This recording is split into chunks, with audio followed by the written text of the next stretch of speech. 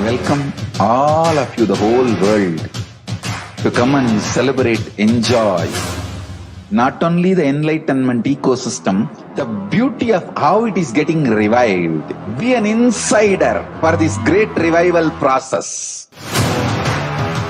If you are an insider even for a startup company, you will understand not only the result of the company, even that being an insider is such a joy. Being an insider when it was happening is something extraordinary. So, I welcome all of you to come and be part of an insider of this revival of KAILASA, the enlightenment ecosystem, sovereign order of KAILASA, KAILASA nation itself. I request and welcome, invite all of you to become e-Kailasian. Get your free passport and make billions receive this free passport.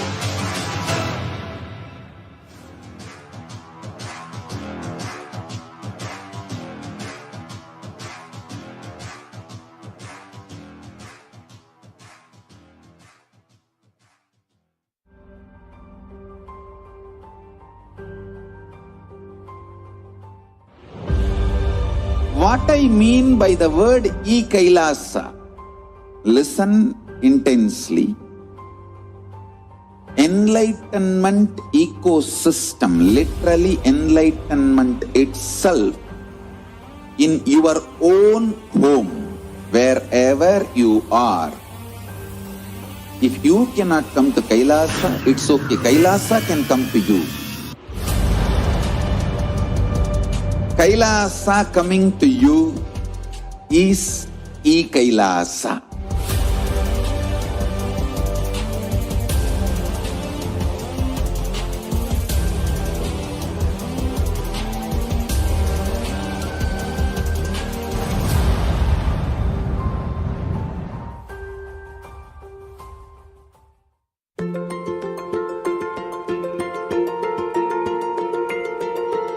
KAILASA is the totality of the knowledge I received from my gurus and practice manifested in my life, perfected by teaching millions of people from all cultures, time zones, backgrounds, genders, nationality, race, from every creed.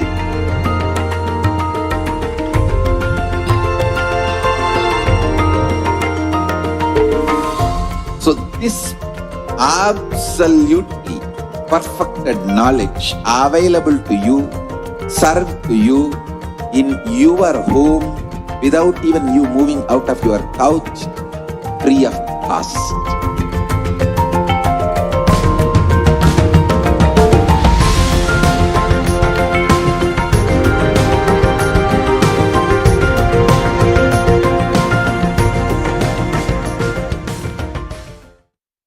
Modern science says that all that exists, whether manifest or unmanifest, is a probability. Infinite probabilities create a quantum field of infinite potential. An observer collapses the probability wave into a particle. Your intention thus creates the reality. Called the observer effect, it is the very act of observation that precipitates any reality into existence. Hinduism is far advanced than this primitive understanding in the modern day. Hindus know this field of infinite potential as Paramashiva. Paramashiva permeates everything, manifest and unmanifest. He is intelligent, compassionate, and a myriad other auspicious qualities. Our scriptures provide detailed descriptions of how to invoke His presence on the earthly plane, the visualizations that manifest Him, the mantras, sounds that invoke Him, how He looks, His various dimensions, the actions that please Him and have His blessings rain on you, the times in the past when He has manifested for us and led us through a breakthrough.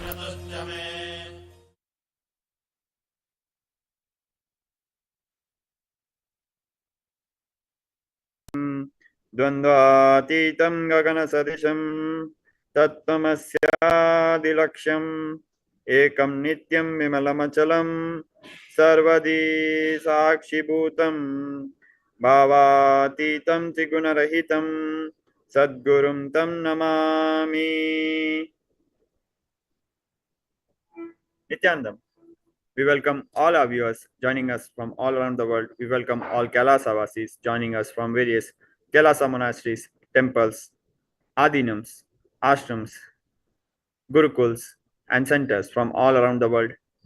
We welcome all our viewers joining us from Kailasa's Nithyananda TV, Kailasa's Hinduism Now TV, YouTube Live, Facebook Live, Twitter Live, and all our viewers who are joining us through Nana Diksha, the two-way video conferencing. We welcome all of you to today's show, Introduction to the Lifestyle of Kailasa. Pratyaksh Pada Puja, the worship to the divine lotus feet of the Guru. Very shortly, we'll be starting with the Pratyaksh Pada Puja. But before we begin, let us revisit the significance of Guru Puja in Hinduism. Why puja is performed to the Guru in Hinduism. We'll go back and refer to the original scriptures to Guru Gita, which is the part of Skanda Mahapurana, where Bhagwan Paramashiva, the primordial Hindu divinity, is engaged in a dialogue with Devi Paramashiva Shakti, his consort, primordial, feminine Hindu divinity. The setting in which Guru Gita is revealed will be first looking at the setting, as it gives us deep insights into the sacred secrets of Guru Mahatmyam, the greatness, the glory of the Guru. We'll start with the 8th verse and we'll be looking at the translations. Pura Kailasa Shikhare Siddha Gandharve Sevite Tatra Kalpalata Pushpa Mandire Teyanta Sundare Vyagrajine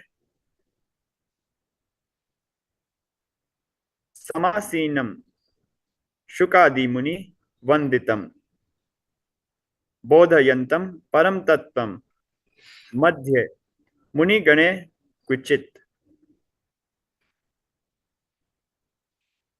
Prana Mravadana Shashwan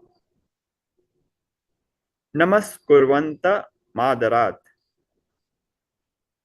Drishtva Visame Mapanna Parvati Pariprichati. Ages ago, on the sacred mountain peak of Kailasa, the abode of Lord Paramashiva, which is frequented by the Siddhas and Gandharvas, in that most beautiful temple created by Kalpavriksha, the wish-fulfilling tree adorned by its shrubs, flowers, fruits, seated on a tiger skin, surrounded and worshipped by Sukha and other sages. On one occasion, while Bhagwan Paramashiva was expounding to the rishis, was expounding to the sages the Param Tattva, the supreme truth, Devi Paramashiva Shakti Parvati, with her full face, with her face full of devotion, seeing Lord Paramashiva bowing to someone with great reverence again and again, and being very much surprised at this, asked the Lord thus. Now, this is a very beautiful setting, and in fine detail, Bhagwan Paramashiva and how Bhagwan Paramashiva is expounding to the sages the Paramatattva, the supreme truth, and how Devi Paramashiva Shakti, with her face full of devotion, is very much surprised when she sees that Bhagwan Paramashiva is bowing down to someone with great reverence again and again. Who could Bhagwan Paramashiva be bowing down to? Let us refer to the original verses once again. दृष्ट्वा विस्मय मापन्ना Parvati परिपृच्छति. Drishtva, at the sight of Vismay, very surprised, Mapanna Parvati Prichati, Pariprichati, Devi Paramashiv Shakti asks. So, what is Devi Paramashiv Shakti so surprised at seeing that she asks Bhagwan Paramashiva? We will see in the next verses what Devi Paramashiv Shakti is asking Paramashiva. But let us understand what happened here. Prana, Mravadana, Shashwan, Namaskurvanta Madarat.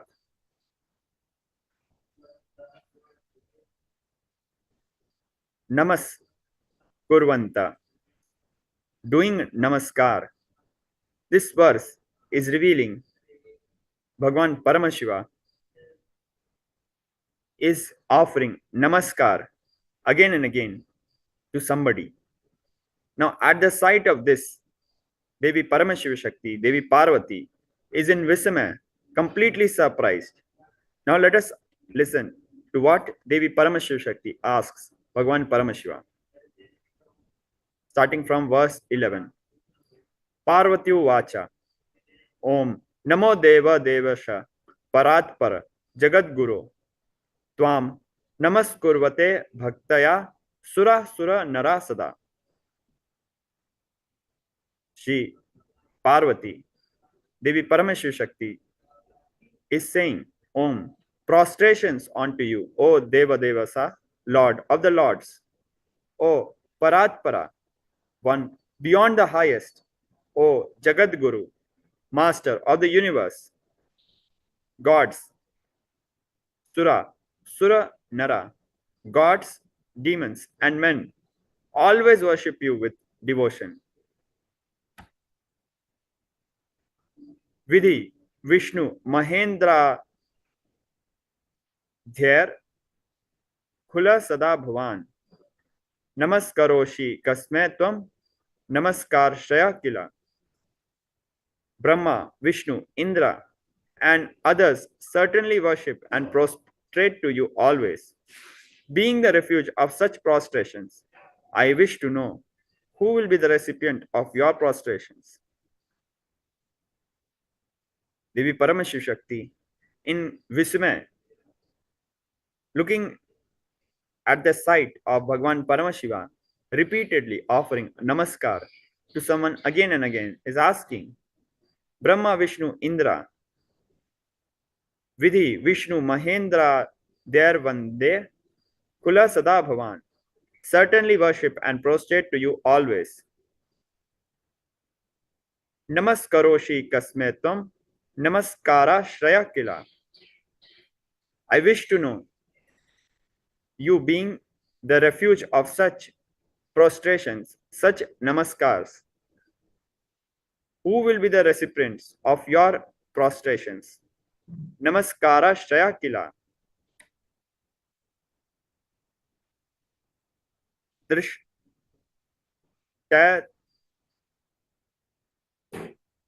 Drishtva karma. Vipula Mashraya Pratibhavati me. Kim me tanna vijani ham kripya vad me prabho.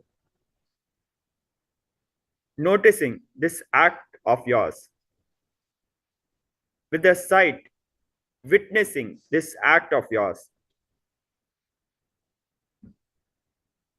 Drishtava, having the sight of this act of yours, I am struck with great wonder.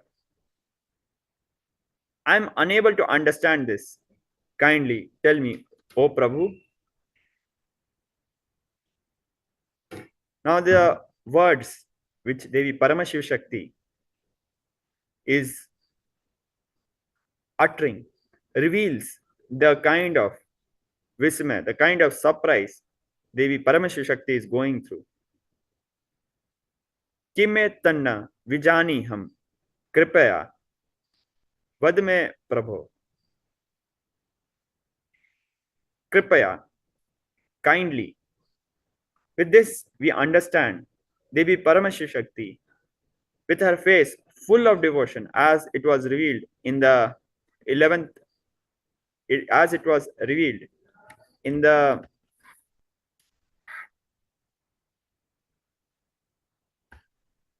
ninth and 10th verse. In such a beautiful space of receiving the Paramatattva, the ultimate truths from Bhagwan Paramashiva, in such a space of receptivity, Devi Paramashiv Shakti is completely surprised. The Lord of the Lords, Deva Devasa, whom the gods, demons, and men, Sura, Nara, gods, demons, men always worship. To whom could he be doing namaskar, prostrations again and again? Devi Paramashiv Shakti is using the word Kripaya. Vijane ham. I do not know. I am unable to understand. So please, Kripaya, vad me Prabhu. O Lord, Prabhu, kim me tanna vijani ham. I do not know. I am unable to understand this. So please, Kripaya, so please, tell me, O Lord. Bhagwan, Sarva Dharmagya, Vratana Nam, Vratanayakam, Bruhi me Kripaya Shambho, Guru Mahatmyam Muttamam. O Bhagwan, O Sarva Dharmagya, the all-knower of all cosmic truths, that sacred vow, Vrata, which is the chief hero of all the vows, kindly narrate to me, O Sambhu, the Guru Mahatmyam, the glory of the Guru, which is the ultimate and the greatest. Kena margena bho swamin dehi brahmamayo bhavet tat kripam kuru me swamin namami charnotva. With deep devotion, with deep surrender, completely unimaginable, the way Devi Paramashiv Shakti is praying to Bhagwan Paramashiva, we must understand the cosmic feminine divinity, the mother goddess who created the whole Shrishti, from whose womb the whole Brahmanda happened. Devi Paramashiv Shakti is praying to Bhagwan Paramashiva, O Swami, my dear Lord, by consciously walking on and living, which path can an embodied being become Brahmamaya, complete, united into Brahman, the absolute reality? Kindly be graceful to me, Swami. I bow down and worship your feet. Tat kripam, kripa, be graceful, be compassionate. Kuru me Swamin, kindly be compassionate to me, Swami, my dear Lord. Charnotva, I bow down to your feet. We can see how Mother Goddess, the ultimate mother of the whole universe, is praying to Bhagwan Paramashiva.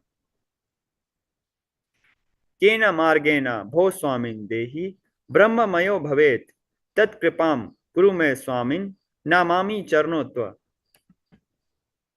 Iti samprarthata shashvan mahadevo maheshwaraha anand bharati swante parvati mid mabravit. Thus repeatedly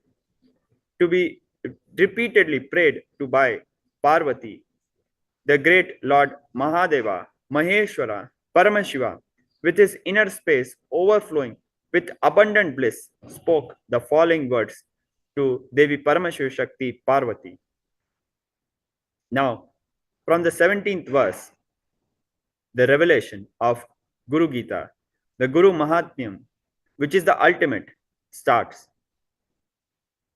Now, in today's world, we see how so much of hate speech is subjected towards the gurus, the Hindu gurus, especially the gurus of all the Hindu gurus, the ultimate guru, the supreme pontiff of Hinduism, the leader of Hinduism, our beloved Guru, Swamiji, the supreme pontiff of Hinduism, Jagat Guru Mahasanidhanam, His Divine Holiness, Bhagwan, Sri Nithyananda Paramashivam.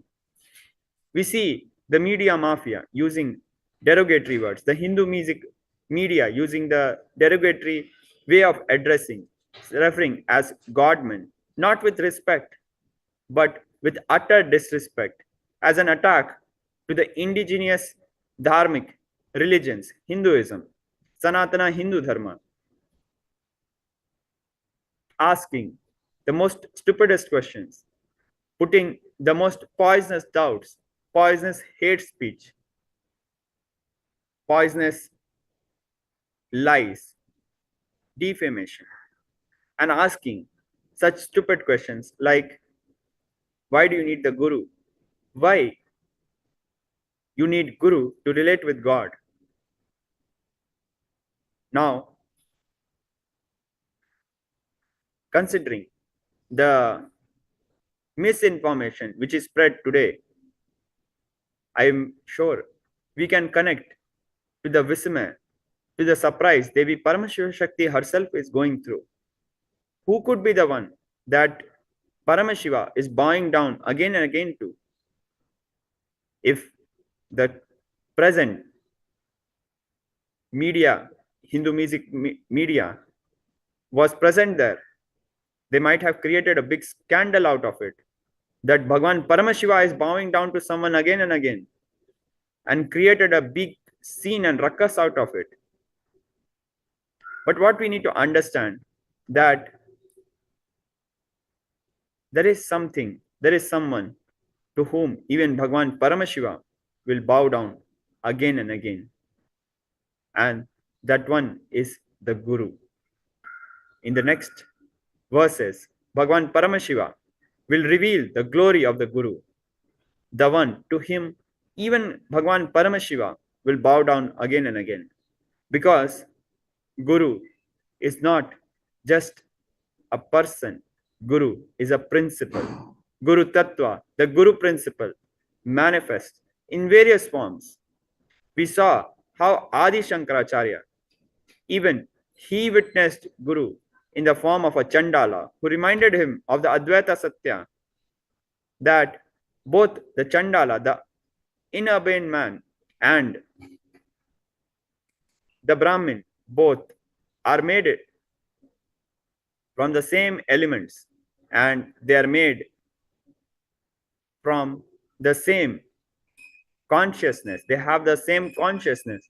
Then how can there be any difference between the two? Now, let us move on to the next verses where Bhagwan Paramashiva reveals the Paramatattva, the Param Satya. In the 20th verse, Bhagwan Paramashiva reveals, Yo Guruha Sa Shiva Prokto Ya Shivaha Sa Guru Smritaha. He who is Guru is Paramashiva himself. So declare the scriptures. And the truth that Paramashiva is Guru is reminded in the Smritis, the remembered scriptures. Further, Bhagwan Paramashiva in the 21st verse declares, Durlabham Trishu Lokeshu Takshunashva Vadayam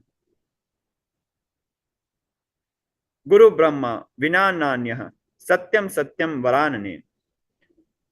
O lovely faced one, Parvati, listen to my words and trust. For this truth is the most rare and unknown to anyone else in the three worlds. Guru is Brahman, the pure cosmic consciousness, the source of all that is, and none other than Brahman itself. This is the truth I declare. Bhagwan Paramashiva has revealed the ultimate truth. Yo Guruha Sa Shiva Prokta, Ya Shivaha Sa Guru Smritaha. He who is Guru is Paramashiva himself. So declare the scriptures, and the truth that Paramashiva is Guru is reminded in the Smritis. Guruha Sa Shivaha, Shivaha Sa Guru. Guru is God, and God is Guru. Even God bow down to the Guru, as we just saw from the 8th verse up till the 17th verse, the entire episode of how Devi Paramashiva Shakti is in Vismaya, completely surprised, seeing Bhagwan Paramashiva bow down to someone again and again with reverence, doing namaskar to someone with reverence again and again. Bhagwan Paramashiva is revealing that Guru, yo Guruha, sa Shivaha. Guru is God, Guru is Paramashiva, and Shivaha sa Guru. God is Guru. Bhagwan Paramashiva is Guru. Now, this is a very important sacred secret. Let us listen directly from our beloved Guru, the Supreme Pontiff of Hinduism, the truths behind Guru is Shiva, Shiva is Guru, Guru is God, and God is Guru.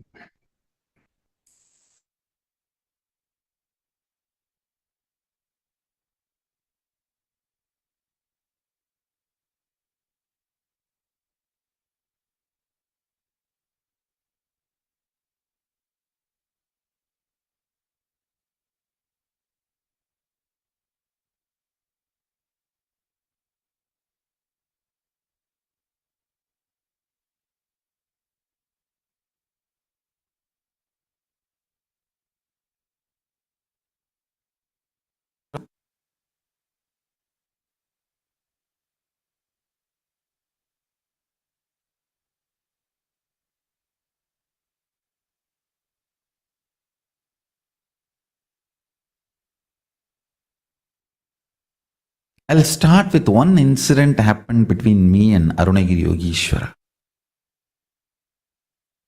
Once, Arunagiri Yogeshwara, my guru, gave me an instruction. And then he asked, will you do it? I was shocked. Please understand. I used to use all my resistance, fighting, using all the bad words, everything with other gurus.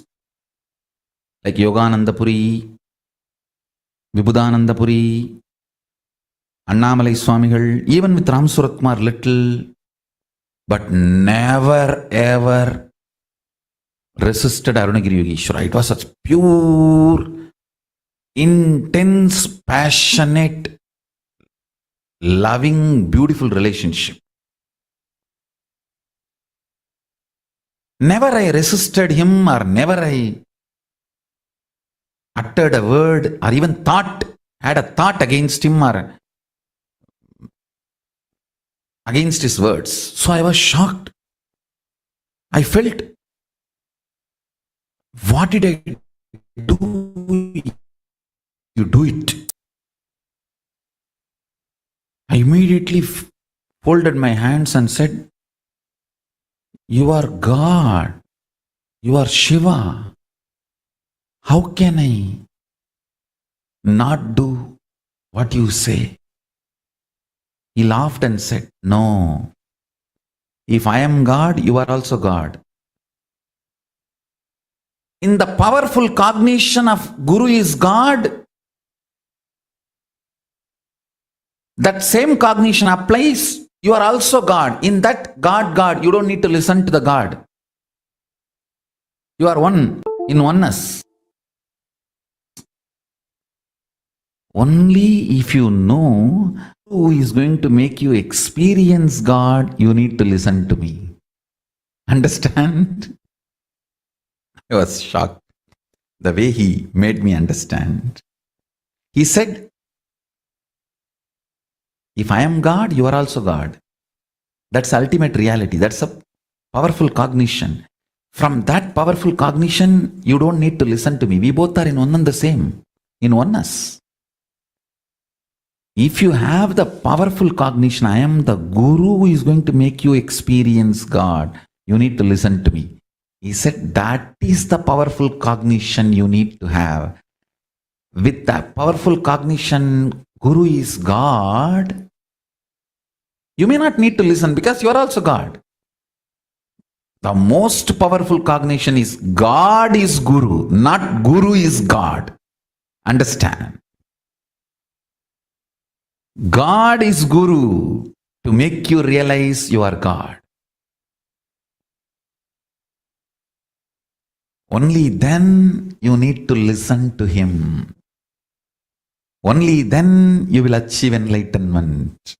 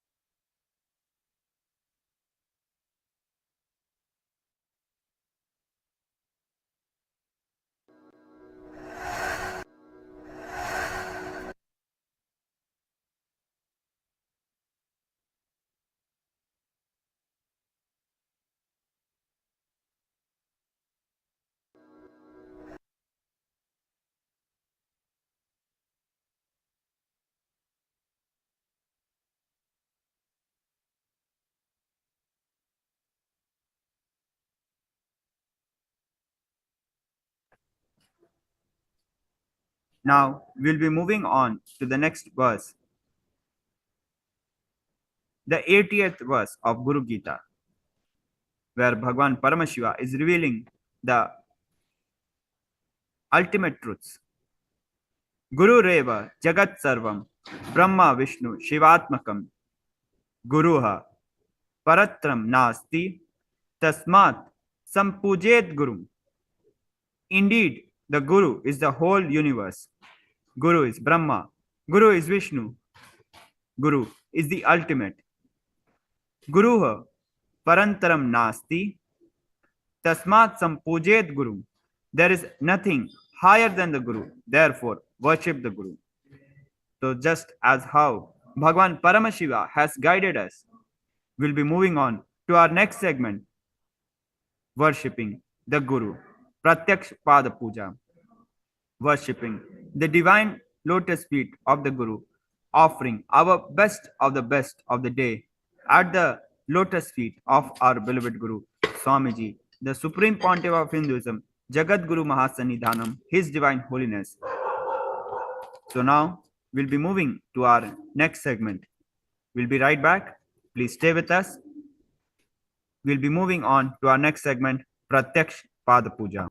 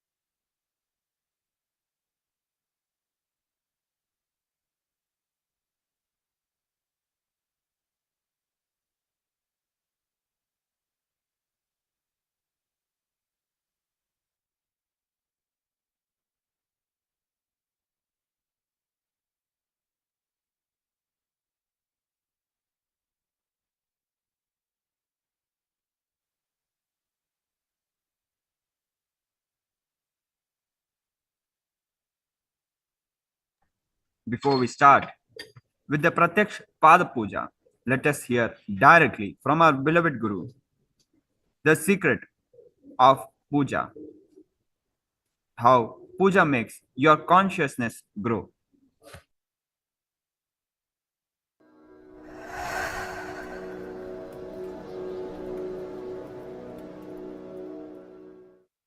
I was shocked when I was reading some of the research reports science reveals about DNA. The agriculture lifestyle, eating rice and drinking milk, has given us such huge breakthrough. For the human DNA,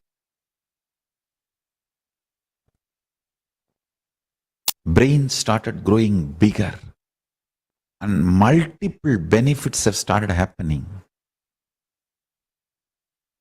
That was one of the main reasons why human beings have become supremate beings. Why our species have conquered the planet. I tell you, if you start doing puja every day, your internal organs, intra organs and physical body absorbs the DNA of Paramashiva, bio-memory of Paramashiva. Bioenergy of Paramashiva fills you and manifests in bio-memory of you. Bioenergy of Paramashiva manifests in your bioenergy. Biomemory of Paramashiva manifests in your biomemory. Muscle memory of Paramashiva manifests in your muscle memory. You will manifest the state, space, powers and being of Paramashiva. I can give you 1 million reasons, 1 billion evidences. All the great achievements of Hindus, all the great contributions of Hindus to the world is from puja. It is puja which is the core component of Hinduism. Understand? Temple is not just organization for us. No, it is God's home. Deity is God's body. We don't do idol worship. We do deity worship. We don't worship idols. We worship God through idols. Somebody asked me, why do we pour milk on the Shivalinga? I said, no, we pour on Paramashiva. It falls on Shivalinga. We pour on Paramashiva. It falls on Shivalinga. We worship God through deity. Understand? Puja makes you manifest extraordinary powers. It fills your biomemory with Paramashiva.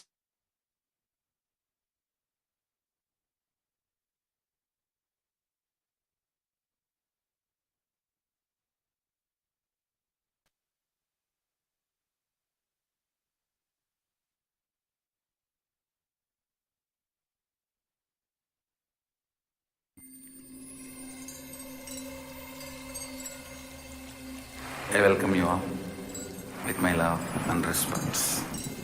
Let you all open all your 3 eyes.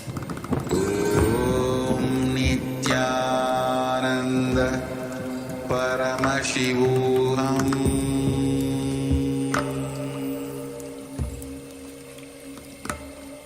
Om Nithyananda Paramashivoham.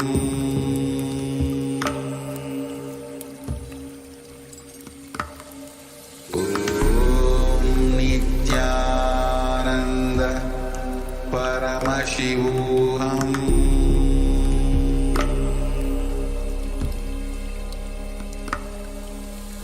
Om Nithyananda Paramashivoham.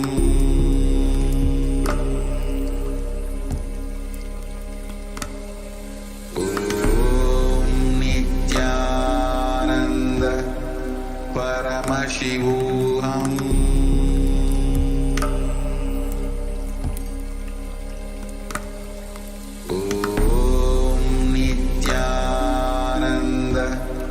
Paramashivoham.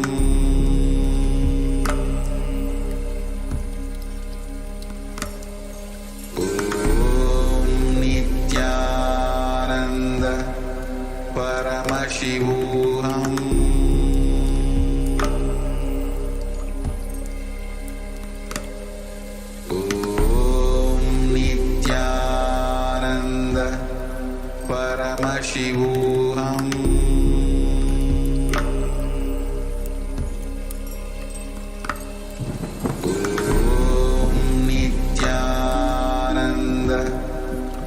Paramashivoham.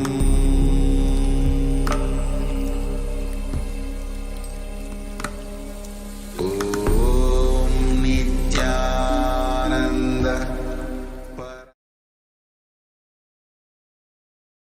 Declare the following statements with integrity and authenticity. If you agree, please say yes loudly. I authentically cognize, which is internally process, understand, and declare the truth. Cosmic energy exists. Yes. I authentically cognize, which is internally process, understand, and declare the truth, that the Supreme Pontiff of Hinduism, Bhagavan Sri Nithyananda Paramashivam, is the Chinmaya Vigraha, the embodiment and representation of that very cosmic energy. Yes, I authentically cognize, which is internally process, understand, and declare the truth, that whatever I offer in the Pratyaksha Pada Puja at the Divine Lotus Feet of the Supreme Pontiff of Hinduism, Bhagavan Sri Nithyananda Paramashivam, will reach the cosmic source of energy directly. Yes, I authentically cognize, which is internally process, understand, and declare the truth of Soham Asmi, that even when I worship, I am Him. Yes. We will now begin the Pratyaksha Pada Puja. Please be seated with your head, neck, and spine in a straight line. And please be in a deep space of restful awareness and gratitude in your Anandagandha Chakra.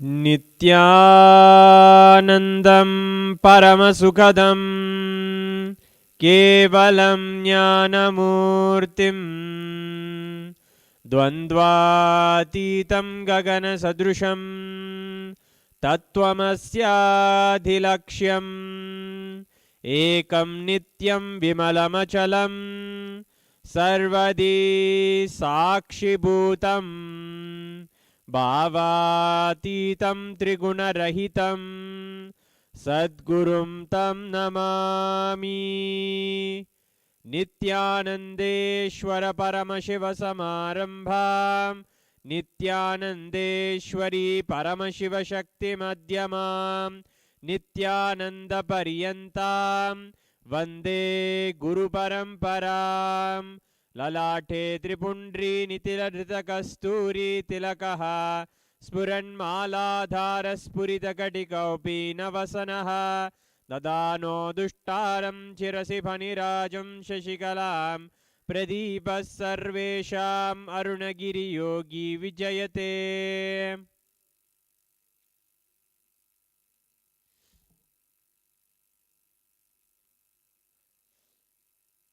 Achamya Omatmatattvam Shodayami Svadha Vidyadattvam Shodayami Svadha Shivadattvam Shodayami Svadha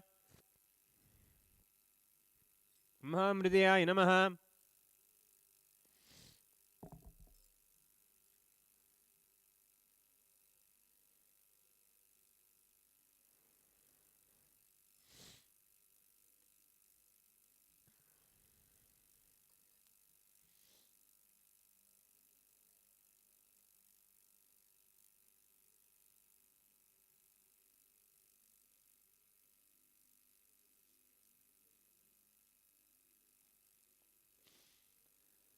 Shuklam Varadaram Vishnum Shashivarnam Chadurbhujam Prasannavadanam Dhyayet Sarvavignopishantet Prananayam Yam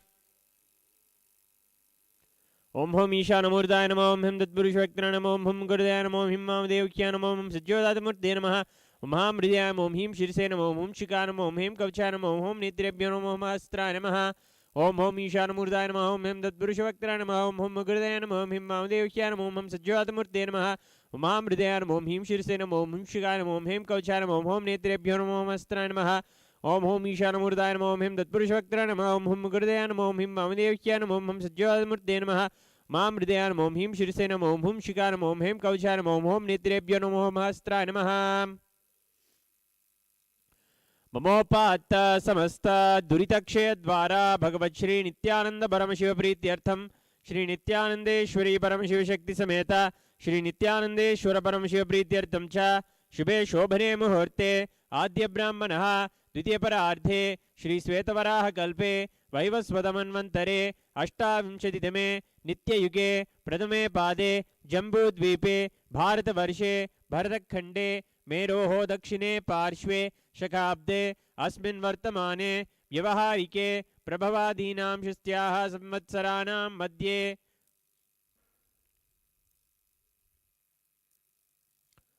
सुभकृतनाम संवत्सरे दक्षिणायने लक्ष्मी वेंकटेश्वर ऋतौ वृश्चिकमासे कृष्णपक्षे दशम्यां शुभतिथौ स्थिरवासरयुक्तायाम् उत्तराफल्गुनी नक्षत्र विष्कम्भयोग विष्टिकरण एवं गुणविशेषण विशिष्टायाम् अस्यां शुभतिथौ श्री कैलासोन्नत द्वादशांत श्यामला पीठारूढ़ श्री मीनाक्षी सुंदरेश्वरा भिन्न स्वरूप परशिवपुत्र रत्नकुमार गुरुमन्य तुल्यावतार श्री पार्वती स्तन्यपान लब्ध दिव्य ज्ञान विश्रुत सकल निगमागम सारभूत द्राविड वेद प्रवक्तृ श्रीमत् परमशिव करुणा समधिगत मुक्तामय चतुरश्रयान गीयमान छत्र चामर श्री चिन्हकाहलादि समस्त बिरडावल्यलंकृत ज्ञान विज्ञान चक्रवर्ती सर्वजन संग सद्यो निर्वाण दीक्षा व्ययापवर्ग वर्ष विश्रानजीमूत परमतकलभ केसरी शैव सिद्धांत स्थापनाचार्य श्री राजाधिराज पांड्य महाराज गुरु क्षपन शाख्यादि महांधकार निवारण ज्ञान भानु वीक्षणा नरहार ध्वदोच्छेदन पूर्वक श्रीमद् वृषभध्वज स्थापक शैव समय कर्तृ सर्वज्ञ पीठारूढ़ श्री जगद्गुरु श्री ज्ञान संबंध देशिक स्वामी वागीश सुंदर माणिक्य वाचक स्वामिनाम अवतार भूत श्री ज्ञान संबंध स्वामी पुनरुद्धृत श्यामला पीठ सर्वज्ञ पीठ तृणवत्युत्तर द्विशतम गुरु महासन्निधान अरुणगिरि योगीश्वर परंपरागत अरुणाचल सर्वज्ञ पीठ गुरु महासन्निधान कैलास परंपरागत कांची कैलास सर्वज्ञ पीठ त्रयस्त्रिंशदुत्तर द्विशतम गुरु महासन्निधान नित्योत्सव नित्य मंगल नित्य कल्याण नित्य रचित कैलास परंपरागत आदि कैलास नित्यानंद पीठ महासंस्थान महासिंहासन पीठ कर्तृ साक्षात् श्री परमशिव समुद्भूत कैलास परंपरागत वैवस्वत मनु इक्ष्वाकु हरिश्चंद्र भगीरथ श्रीरामचंद्र शूरसेन इत्याद्यनवच्छिन्न सार्वभौम चक्रवर्ती परंपरागत चतुष्क मनुधर्म शासन सूर्यवंश प्राप्त सर्वज्ञ पीठ सुरांगी साम्राज्य मूर्धाभिषिक्त चूड़ामणे साक्षात् श्री परमशिव समुद्भूत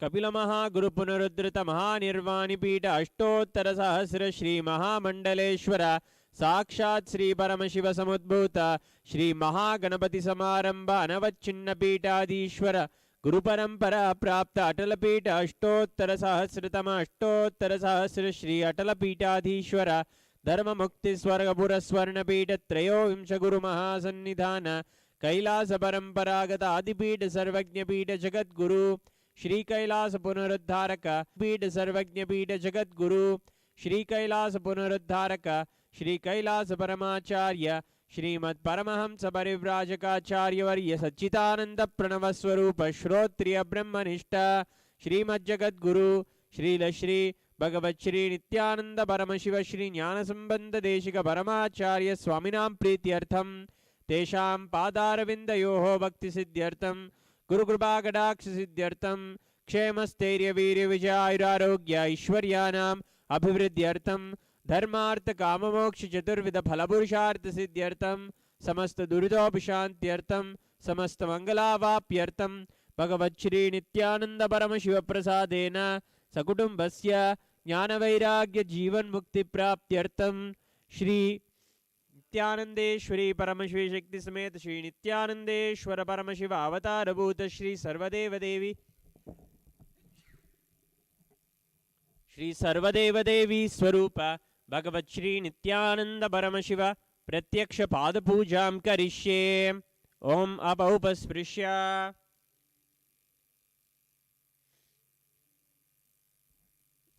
कंठानादम ओम आगमार्थन्तु देवानां गमनार्थन्तु राक्षसां घंटानादं करोम यादो देवता आह्वानलाञ्छनं घंटादेवताभ्यो नमः।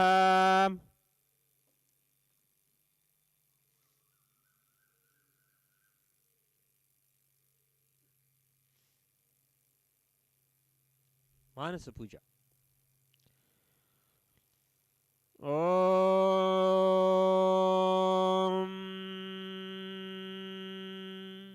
Hritpadmamasanam dadyat sahasrarachyutamrutaihi padyam charanayor dadyat manastu argyam nivedayet tenamrutena achamaniyam snaniyam tena cha smridam akashatattvam vastram syat gandhasyat gandhatatvakam चित्तं प्रकल्पयेत् पुष्पं धूपं प्राणान् प्रकल्पयेत् तेजस्तत्त्वं च दीपार्थं नैवेद्यं स्यात् सुधाम्बुधिः अनाहतध्वनिर्घण्टा वायुतत्त्वं च चामरं सहस्रारं भवेत् छत्रं शब्दतत्त्वं च गीतकं नृत्यमिन्द्रियकर्माणि चाञ्चल्यं मनसस्तथा स्मेकलां पद्ममालां पुष्पं नानाविधं तथा अमायाद्यैर्भावपुष्पैः अर्चयेत् भावगोचरम् अमायम् अनहङ्कारम् अरागम् अमधं तथा अमोहगम् अदम्बं च अद्वेष अक्षोभकौ तथा अमात्सर्यम् अलोभं च दशपुष्पं विदुर्बुधाः अहिंसा परमं पुष्पं पुष्पमिन्द्रियनिग्रहः दयापुष्पं क्षमापुष्पं ज्ञानपुष्पं च पञ्चमम् इति पञ्चदशैर्भावपुष्पैः सम्पूजयेत् भगवन्तं श्री नित्यानन्द परमशिवम्।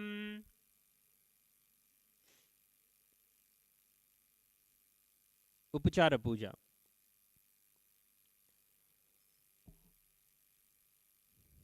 आसनम् ॐ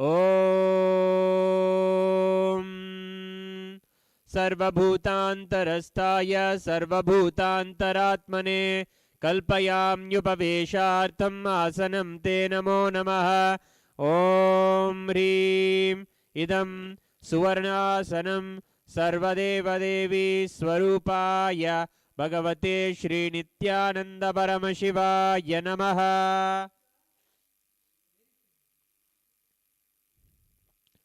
स्वागतम् ॐ शान्तत्वात् सर्वकर्तृत्व भावो परतिकारणात् शिवोक्तो महातन्त्र मन्त्रविद्भिः सदा शिवः तस्मै शिवाय गुरवे वीतरागकलाय वै अमेयत्वात् अनन्तोऽयम् अजत्वाच्च प्रकीर्तितः यस्य दर्शनमिच्छन्ति देवा स्वाभीष्टसिद्धये तस्मै ते परमेशान स्वागतं स्वागतं प्रभो। अद्य मे सफलं जन्म जीवनं सफला क्रियाः स्वागतं यत्त्वया तन्मे तपसां फलमागतम्। ॐ ह्रीं सर्वदेवदेवी स्वरूप भगवन् श्रीनित्यानन्द परमशिव स्वागतं सुस्वागतं ते। पाद्यम् ॐ यद्भक्तिलेशसम्पर्कात् परमानन्दसम्प्लवः तस्मै ते परमेशान पाद्यं शुद्धाय कल्पयेत्। ॐ ह्रीं एतत् पाद्यं सर्वदेवदेवी स्वरूपाय भगवते श्रीनित्यानन्द परमशिवाय नमः। अर्घ्यः ॐ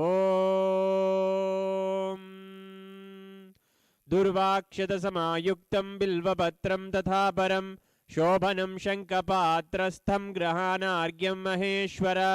ॐ ह्रीं एषोऽर्घ्यः सर्वदेवदेवी स्वरूपाय भगवते श्रीनित्यानन्द परमशिवाय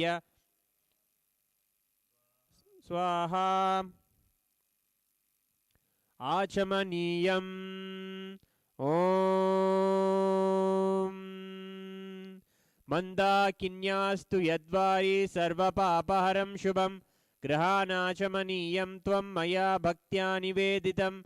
ॐ ह्रीं इदम् आचमनीयोदकं सर्वदेवदेवी स्वरूपाय भगवते श्रीनित्यानन्द परमशिवाय स्वधा। मधुपर्कः ॐ सर्वकल्मषनाशाय परिपूर्णसुधात्मकं मधुपर्कमिमं देव कल्पयामि प्रसीद मे। ॐ ह्रीं एष मधुपर्कः सर्वदेवदेवी स्वरूपाय भगवते श्रीनित्यानन्दपरमशिवाय स्वधा। गन्धतैलम् ॐ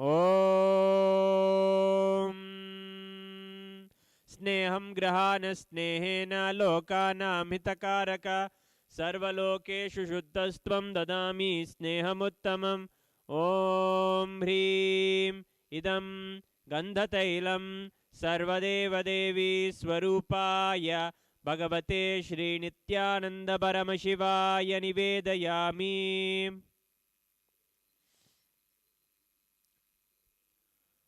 स्नानीयम् ॐ इदं सुशीतलं वारि स्वच्छं शुद्धं मनोहरं स्नानार्थं ते मया भक्त्या कल्पितं प्रतिगृह्यताम्। ॐ ह्रीमिदं स्नानियोदकं सर्वदेवदेवी स्वरूपाय भगवते श्रीनित्यानन्दपरमशिवाय निवेदयामि।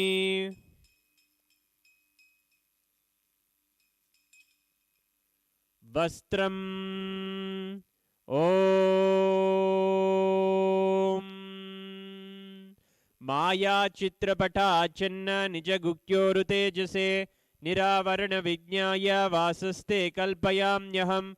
ॐ ह्रीं इदं वस्त्रोत्तरीयं सर्वदेवदेवी स्वरूपाय भगवते श्रीनित्यानन्दपरमशिवाय निवेदयामि। आभरणम् ॐ स्वभावसुन्दराङ्गाय नानाशक्त्याश्रयायते सुवर्णं भूषणं तुभ्यं कल्पयामि प्रसीद मे। ॐ ह्रीं इदं सुवर्णाभरणं सर्वदेवदेवी स्वरूपाय भगवते श्रीनित्यानन्दपरमशिवाय निवेदयामि।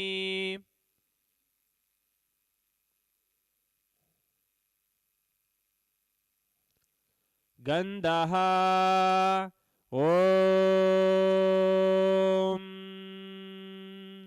शरीरं तेन जानामि चेष्टां नैव च मया निवेदितान् गन्धान् प्रतिगृह्य विलिप्यताम्।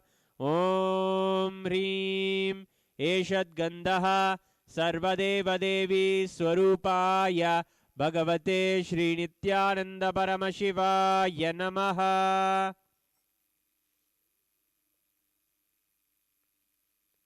पुष्पम् ॐ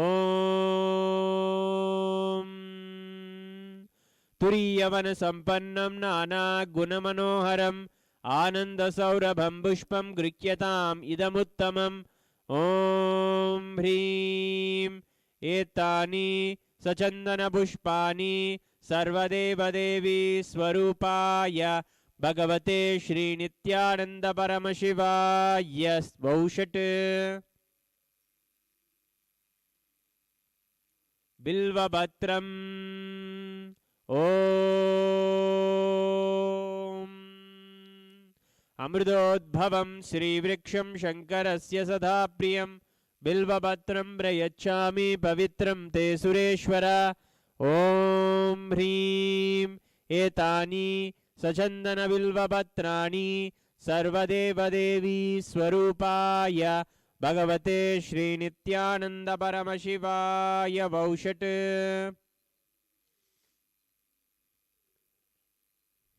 तुलसीपत्रम् ॐ नमस्ते बहुरूपाय वरदमूर्तये परमात्मने स्वाहा। ॐ ह्रीं इदं सचन्दन तुलसीपत्रं सर्वदेवदेवी स्वरूपाय भगवते श्रीनित्यानन्दपरमशिवाय नमः।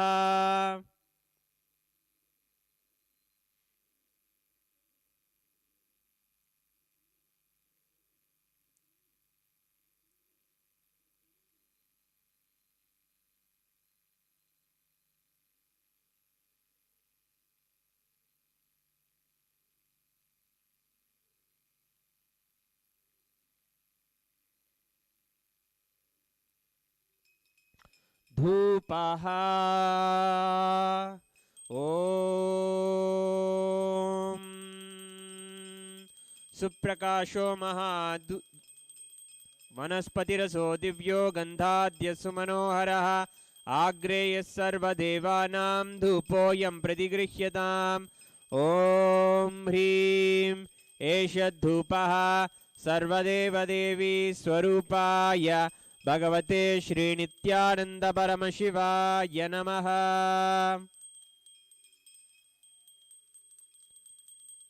दीपः ॐ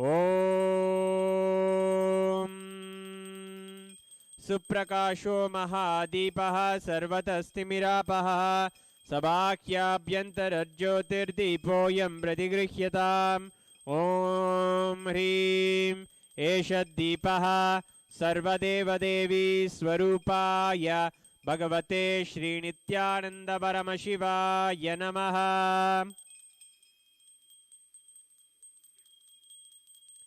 नैवेद्यम् ॐ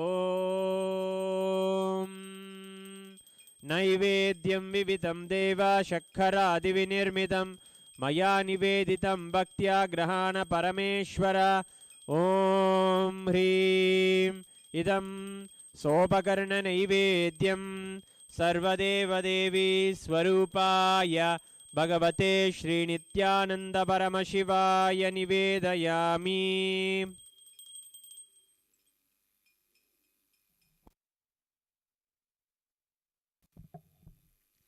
पानीयम् ॐ समस्तदेवदेवेश सर्वतृप्तिकरं परम् अखण्डानन्दसम्पूर्णं ग्रहाणजलमुत्तमम् ॐ ह्रीं इदं पानार्थोदकं सर्वदेवदेवी स्वरूपाय भगवते श्रीनित्यानन्दपरमशिवाय नमः।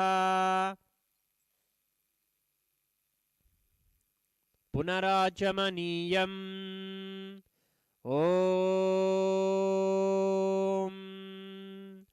उच्छिष्टमप्यशुचिर्वा यस्य स्मरणमात्रतः शुद्धिमाप्नोति तस्मै ते पुनराचमनीयकम् ॐ ह्रीं इदं पुनराचमनीयोदकं सर्वदेवदेवी स्वरूपाय भगवते श्रीनित्यानन्दपरमशिवाय स्वाहा।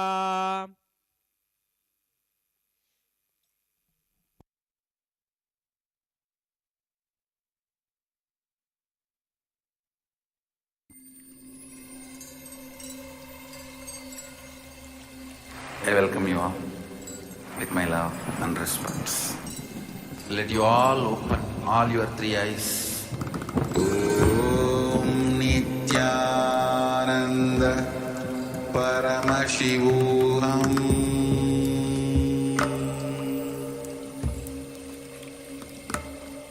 Om Nithyananda Paramashivoham.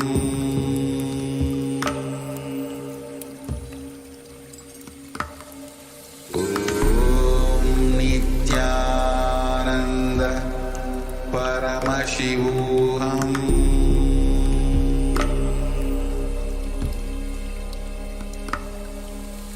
Om Nithyananda Paramashivoham.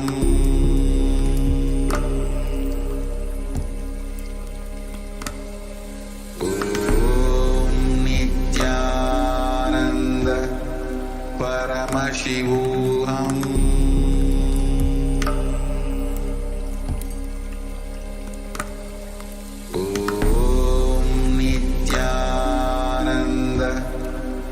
Paramashivoham.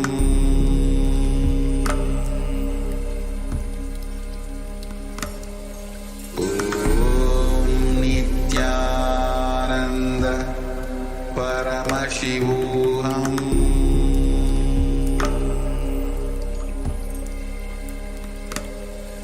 Om Nithyananda Paramashivoham.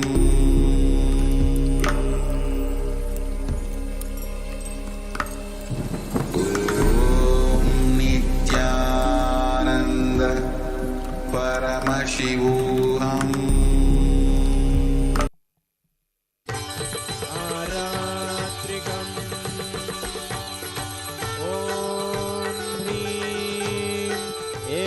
दीपमाला सर्वदेवदेवी स्वरूपाय भगवते श्री नित्यानंद परमशिवाय नमः। ओम राजाधिराजाय प्रसन्नसाहिने नमो वयं वै श्रवणाय कुर्महे समे कामान् कामकामाय मह्यं कामेश्वरो वै श्रवणो ददातु कुबेराय वैश्रवणाय महाराजाय नमः। कर्पूरगौरं करुणावतारं संसारसारं भुजगेन्द्रहारं सदा वसन्तं हृदयारविन्दे भवं भवानी सहितं नमामि भवं भवानी सहितं नमामि भवं भवानी सहितं नमामि। भगवत् श्री नित्यानंद परमशिव चरण कमलेभ्यो नमः।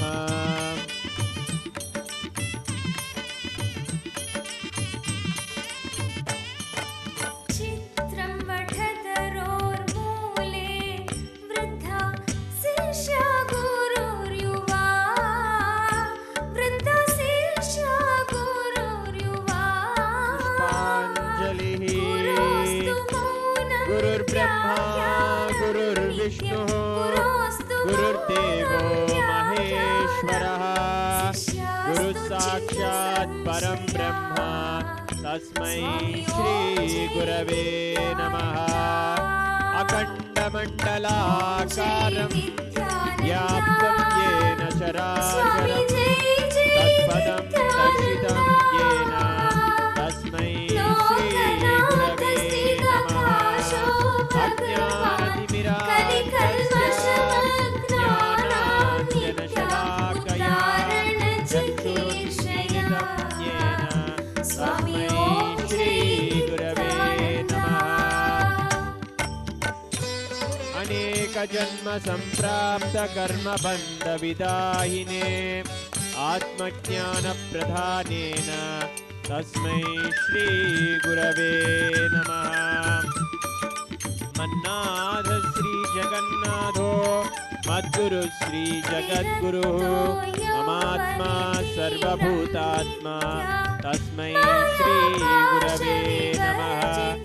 ईश्वरो गुरुरात्मेति मूर्तिभेदविभागिने व्योमपद्व्याप्तदेहाय दक्षिणामूर्तये नमः। नित्यानन्दं परमसुखदं केवलं ज्ञानमूर्तिं द्वन्द्वातीतं गगनसदृशं तत्त्वमस्यादिलक्ष्यम् एकं नित्यं विमलमचलं सर्वदी साक्षिभूतं भावातीतं त्रिगुणरहितं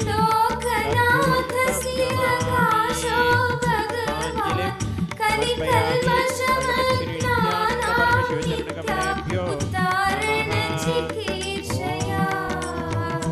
स्वामी ओम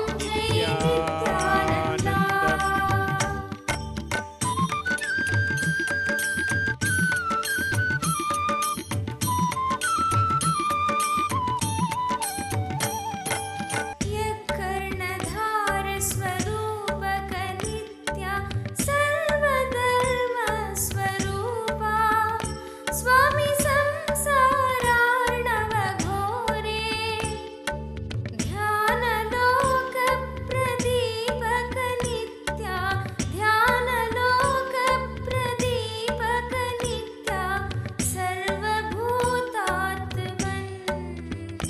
स्वामी ओम जय नित्यानंदा ओम जय नित्यानंदा स्वामी जय जय नित्यानंदा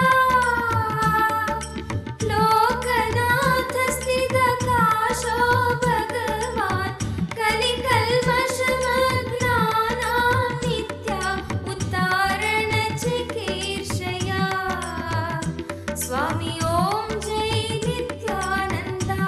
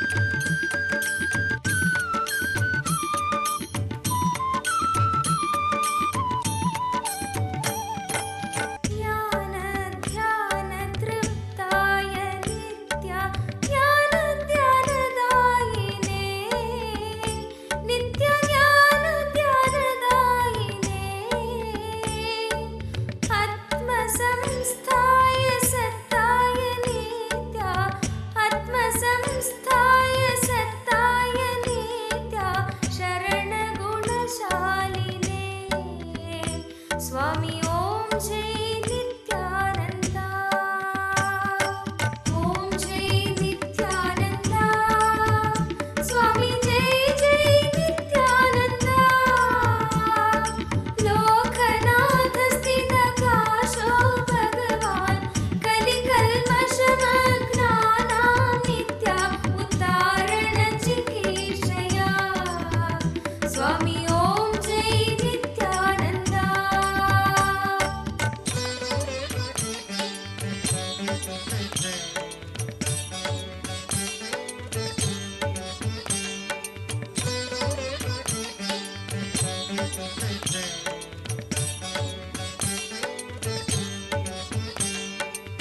सर्वदेवी स्वरूपाय नित्या सर्वदेव स्वरूपिणे नित्य सर्वदेव स्वरूपिणे विरक्ति भक्ति नैर्मल्य नित्या विरक्ति भक्ति नैर्मल्य नित्या भूति मंगलकारिणे स्वामी ॐ जय नित्यानन्दा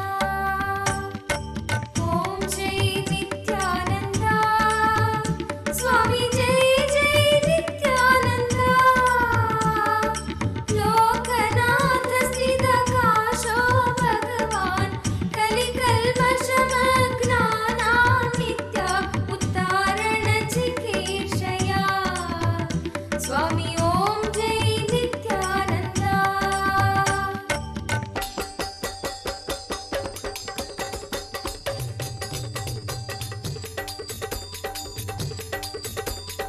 ॐ जय नित्यानन्दा स्वामी जय जय नित्यानन्दा लोकनाथ स्थितकाशो भगवान् कलिकल्मषमग्नानां नित्या उद्धारणचिकीर्षया स्वामी ॐ जय नित्यानन्दा ॐ जय नित्यानन्दा स्वामी जय जय नित्यानन्दा लोकनाथ स्थितकाशो भगवान् कलिकल्मषमग्नानां नित्या उद्धारणचिकीर्षया स्वामी ॐ जय Nityananda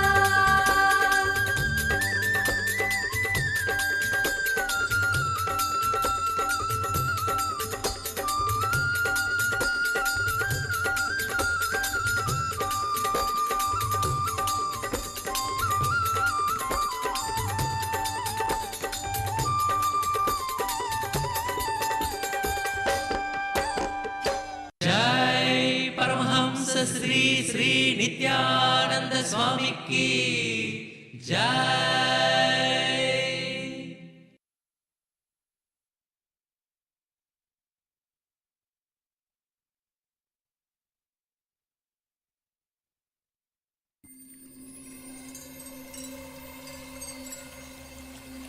I welcome you all with my love and respect.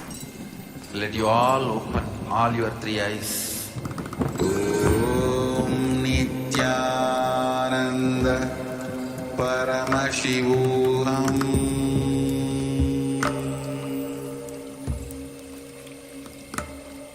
Om Nithyananda Paramashivoham.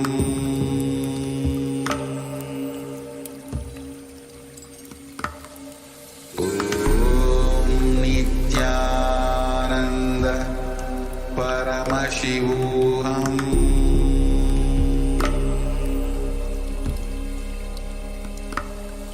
Om Nithyananda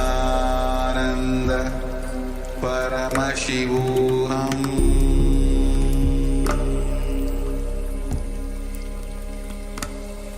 Om Nithyananda Paramashivoham.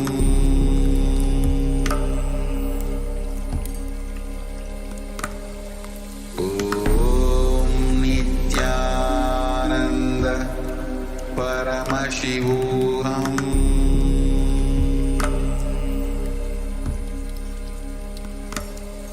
Om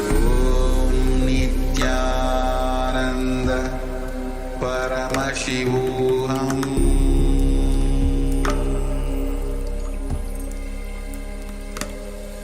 Om Nithyananda Paramashivoham.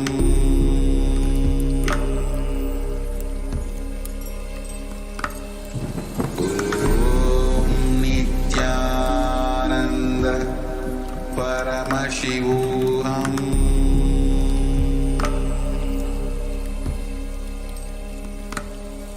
Om Nithyananda Paramashivoham.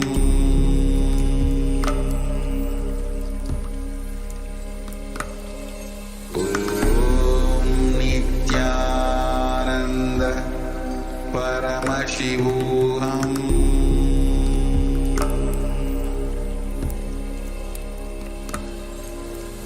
Om Nithyananda Paramashivoham.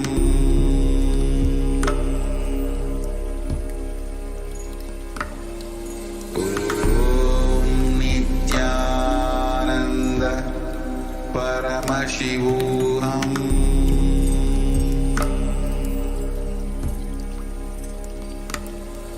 Om Nithyananda Paramashivoham. Om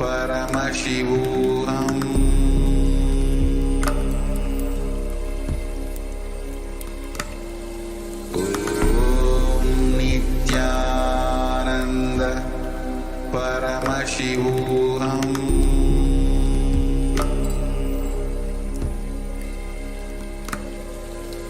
Om Nithyananda Paramashivoham.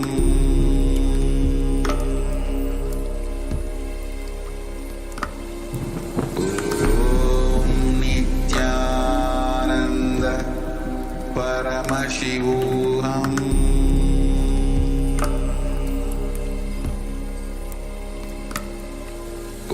Om Nithyananda Paramashivoham.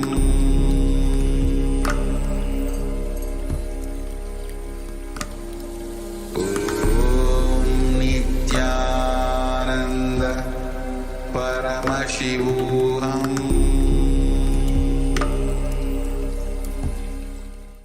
Nityanandam, welcome back. Now we'll be moving on to our next segment in our show, Introduction into the Lifestyle of KAILASA. We'll be moving on to today's topic of discussion, Hindu temples, most contributing yet most criticized. We understand there are 5 pillars of Hinduism which has supported Hinduism since millennia: Annala, Gomandirs, temples, Gurukul, and libraries. Today, we look at how the temples are most contributing yet the most criticized.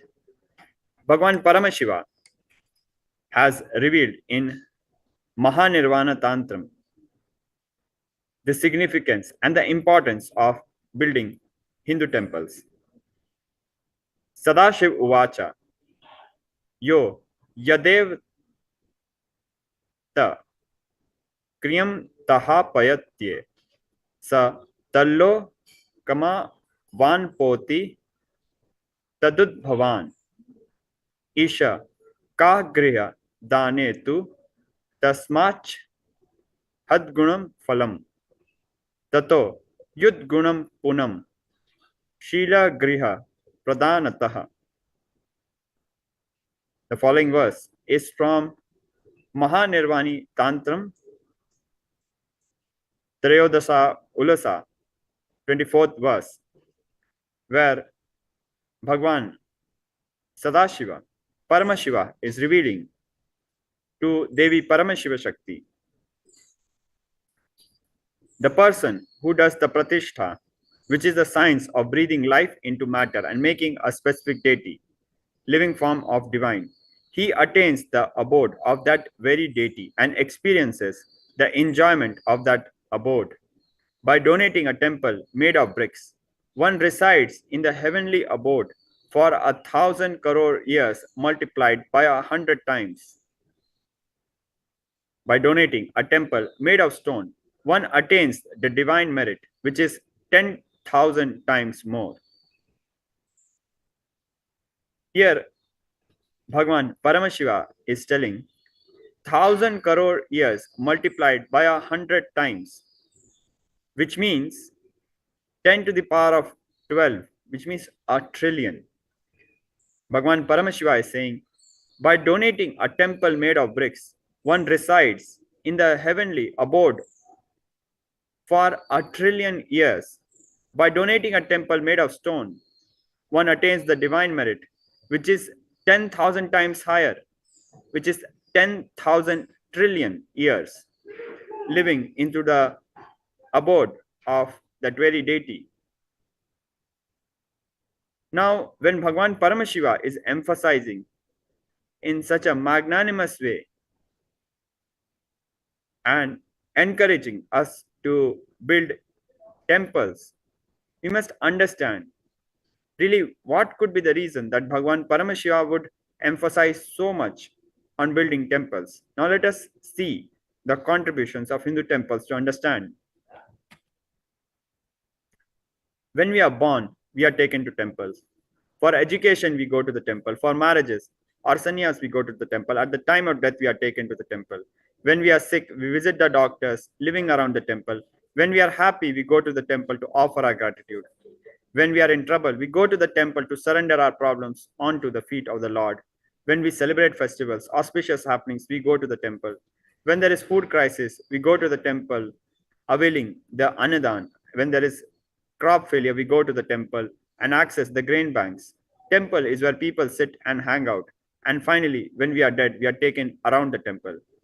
Our beloved Guru, the Supreme Pontiff of Hinduism, Bhagwan Sri Nithyananda Paramashivam, has said, whether you are born, you will be taken only into the temple. Whether you are born or dead, you will be taken only into the temple. If you are dead, you will be taken around the temple. If you are born, you will be taken into the temple. That's all. Whether we are born or we are dead, our life revolves around the temple. When we are born, we are taken into the temple. When we are die, we are taken around the temple. Temple ecosystems in Hinduism are not just centers for offering worship. They are centers for various securities and services. Today, these very services are recognized by the most important organizations of the world, such as the United Nations, as important sustainable development goals.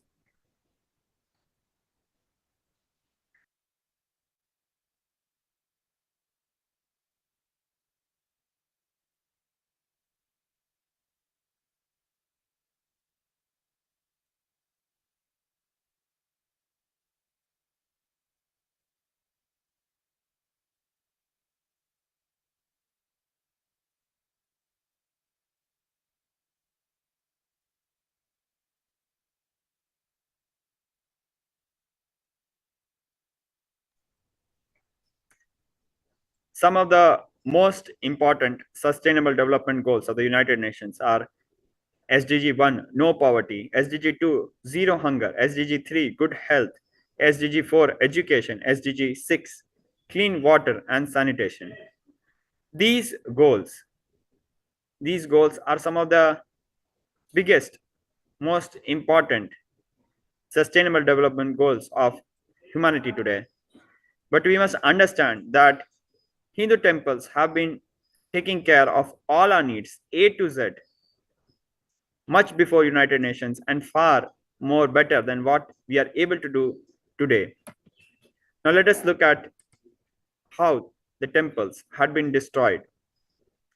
Starting with the 1719s, temple land surveys, colonial governments surveyed the temple lands and wanted to leach out maximal possible revenue from colonized Hindu nations. They calculated the amount of money that went into various activities like temples, Annadan. These records are still available from the colonial era archives. They reveal the kind of food security services that we had in 1880s. And we understand that was far superior than what we have even today. All this was destroyed in 200 years, in the last 200 years. Now, will access some of these documents from the archives. The following records is from the Indian Office Records, file number P286, dated 2nd February 1801, titled Proceedings Madras Board of Revenue by Collector of Tanjore, Tamil Nadu to the Board of Revenue. Now, the following excerpts are from this report of file P286, dated 2nd February 1801, that these records reveal that all along trade and pilgrimage routes, enlightened ecosystem consisting of kshetrams, pagodas, choultries, schools, and hospitals had been established by rich and wealthy Hindus, kings, and queens, or established by simple elders of village through fundraising. Now, the words might sound odd, kshetrams, pagodas, choultries, because these are not used by people commonly for referring to temples. Pagodas are more often used to describe South Asian Buddhist monasteries, temple complexes. But these words are used here because these reports are from the colonial era records of the colonial government. Choultries, these are angelized words. These Enlightenment ecosystems, temple-based ecosystems, provided free food for as many days as travelers would ask for. There were various services attached, such as hospitals and schools, free medicine, free treatment of several ailments, etc., were offered here. Traveling pregnant women and women with small children were taken great care of. Now, this finding that traveling pregnant women and women with small children were taken great care of is a direct finding which has been noted in this particular report and not an extrapolation based on certain facts revealed in this report. These are the day-to-day truths about the various services our Hindu temple ecosystems offered without receiving any thanks. Now, if we look at the sharp contrast with this simple fact that we might overlook, in India today, 44% of the children under the age of 5 are underweight, 72% of the infants and 52% of married women have anemia. Research has conclusively shown that malnutrition during pregnancy causes the child to have increased risk of future diseases, physical retardation, and reduced cognitive abilities. When we read the lines from this report from 1801, that traveling pregnant women and women with small children were taken great care of, milk was provided freely to children, we might overlook these small details, considering then that it is not something such a big contributions. But we must understand that we are talking about a vulnerable segment of the society. The temples served the most vulnerable and the most downtrodden people, and also at the same time, the richest people also. These vulnerable people, when they are denied these basic necessities, it has grave impacts, and the numbers are not small. We see in India, 44% children are under the age of 5 are underweight. 72% of infants and 52% of married women have anemia. It shows how these temples were serving so silently to some of the most critical, offering some of the most critical humanitarian and health services, completely unknown to rest of the world, where we are oblivious to their contributions. From the World Bank estimates and study done by various national and international agencies, it has found that malnutrition, especially child malnutrition, is a major concern for India. This was not the case 200 years ago. Yes, we had poverty because of colonization and several attacks, but that was just a beginning. If you look at the era of Hindu nations, just few 600, 700 years ago, we see the GDP was rising. The GDP contribution of Hindu nations was rising globally. Our land had 3 times the production that it has even today after all the fertilizers, pesticides, genetically modified seeds, and everything added together. it is not able to beat the per acre yield that we had a few hundred years ago when we were Hindu nations following a Hindu constitution led by a Hindu king who would bow down and worship to their Hindu gurus and follow the Hindu scriptures. And we understand when these things are taken away, the price is paid by the most vulnerable of the society. In India, the infant deaths are at the maximum compared to the rest of the world. Every year, more than 750,000 children die in India before completing the first year of their lives. The number is more than any other country in the world. The following is from Lancet, a magazine, a medical-based journal. In this picture, we see, even with a fractured hand, the supreme pontiff of Hinduism, we can see his right hand fractured and bandaged. Even with a fractured hand, the supreme pontiff of Hinduism, Bhagwan Sri Nithyananda Paramashivam, engaged in selfless work day and night, inspiring the volunteers of Sovereign Order of KAILASA to engage in selfless service, leading the nation of KAILASA by example. Now, let us go back again in time. In 1943, in a man-made famine in the state of Bengal, as per existing records reveal, 3 million people were murdered. The prime minister of the world's biggest empire, controlling 1/3 of the mankind, claimed they could not do anything about the people dying of hunger because Hindus bred like rabbits and the famine was their fault. Indians are a beastly people with a beastly religion. The famine was their fault. This is the statement the prime minister of the world's biggest colonial empire, the biggest empire which controlled 1/3 of mankind, claimed. Now, let us contrast this with Kailasa's Anadan, which was offered during Ujjain Kumbh Mela. Over 3 million people were served organic food for free. Under the leadership of the Supreme Pontiff of Hinduism, Bhagwan Sri Nithyananda Paramashivam, KAILASA has served more than 1 billion free meals in the past 26 years and is determined to end hunger and poverty in all its forms. Now let us look at this contrasting pictures.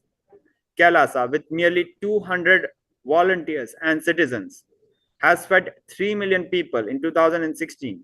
In 1943, famine, even the biggest colonial empire of the era, could not save people dying from hunger.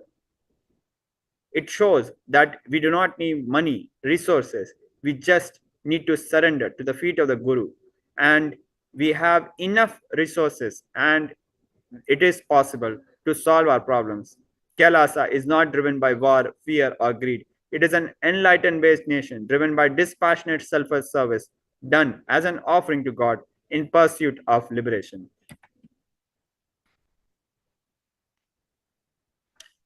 Now, we just saw how the social securities of the temple enlightenment ecosystems was destroyed, how massively they contributed and are still contributing to public food security. Yet the Hindu temples, the Hindu lifestyle is most criticized, most contributing, yet the most criticized. Reports of various governments and research organizations have shown throughout the world the crime rate is least in the Hindu communities. For any given population, the number of people that resort to crimes is least among Hindus. This pattern is global and has been statistically validated in various countries such as the US, UK, India, etc. Now, we'll be looking at some records. Hindus have the least religious extremist ideas as per a survey done by the Pew Research on 22nd March 2012. We can see the Hindu community having the least number of extremists and terrorists. Now, looking at the crime rate, Hindu community has the least crime rate and the smallest prison population, especially considering even the fact in proportion to their own population. So in not just in absolute number, but also in proportion to population of the Hindu community, The Hindu community has the least crime rate and the smallest prison population. Our crime rate is 1/10 compared to other communities, as you can see from the graph. This is the same reality, whether it be United States or whether it be the United Kingdom, where the Hindu community has 1/4 of the crime rate as seen in other communities of the United Kingdom, having the lowest crime rate in the United Kingdom. Even in India, as per Indian Government National Crimes Records Bureau data, Hindus have the least crime rate and were least likely to be under trials and convicts. 80% of the Indian population is Hindu, but only 12% of the prison population is Hindu, showing that the crime rate of Hindus in India is 1/10 to 100th of what it is seen in other communities. Hindus have the least likeliness to be substance abusers as per the UK government statistics. Hindus have the highest number of postgraduates, especially in United States, as revealed by various surveys. Hindus with the highest education rate amongst all communities in the United States. Hindu community has the best and the most number of doctors in the world. Merely 2% of the US population. Hindus contribute 7% of the doctors in the US and 9% of the doctors in the United Kingdom, showing that the Hindu civilization contributes 4 to 5 times the number of doctors as compared to other communities. Though the Hindu population in the United States is merely 2%, it contributes 16% of the chief executive officers of the several companies, multinational corporation of United States. Hindu community is the highest taxpayer group and income group in the United States. The following data has become obsolete. This data is from Pew Research, where Hindu communities are shown second highest taxpayers and income group in the United States. They have superseded the Jewish community recently with the highest income group and tax paying group in the United States. Hindu community has the least divorce rate of all communities in the entire world. Hindus are the happiest people, and it has been proven statistically by research. A study by the Office of National Statistics (ONS) done in United Kingdom has found that people belonging to the Hindu community are the happiest people in the country. The ONS study analyzed the happiness and personal well-being of more than 300,000 people over 3 years between 2012 and 2015. The average happiness ratings was around 7.38 out of 10, whereas the Hindu community scored 7.57 for happiness, well above the average and also the highest amongst all communities. Hinduism is the most peaceful and contributing civilization on the planet Earth. Indigenous Hindu nations have lived peacefully for more than 10,000 years without invading or colonizing any other nation. Hindus do not convert, Hindus do not terrorize, Hindus do not colonize. Hinduism only teaches to contribute selflessly without any hidden agenda. And it is no wonder that Hindus are amongst the happiest people on the planet. But what is surprising is, although the Hindus and the Hindu temples are the most contributing, they are the most criticized, most attacked, most abused people, religion, and living civilization on planet Earth. Studies have shown that a decrease in crime rate by 16% is observed when 1% of a community engages in Hindu meditative worship activities. Hindu temples are centers of such mass worship and meditation, where several generations of entire Hindu population practice these enlightenment sciences. And we have seen from various researches, such as one done by the Maharishi Institute of Medicine, by a research by Maharishi Institute, which shows that how the crime rate in Washington DC drastically fell down when a group of meditators performed meditation. The crime rate decreased so much, almost 16%, as if some 4 feet of snow had fallen on the streets.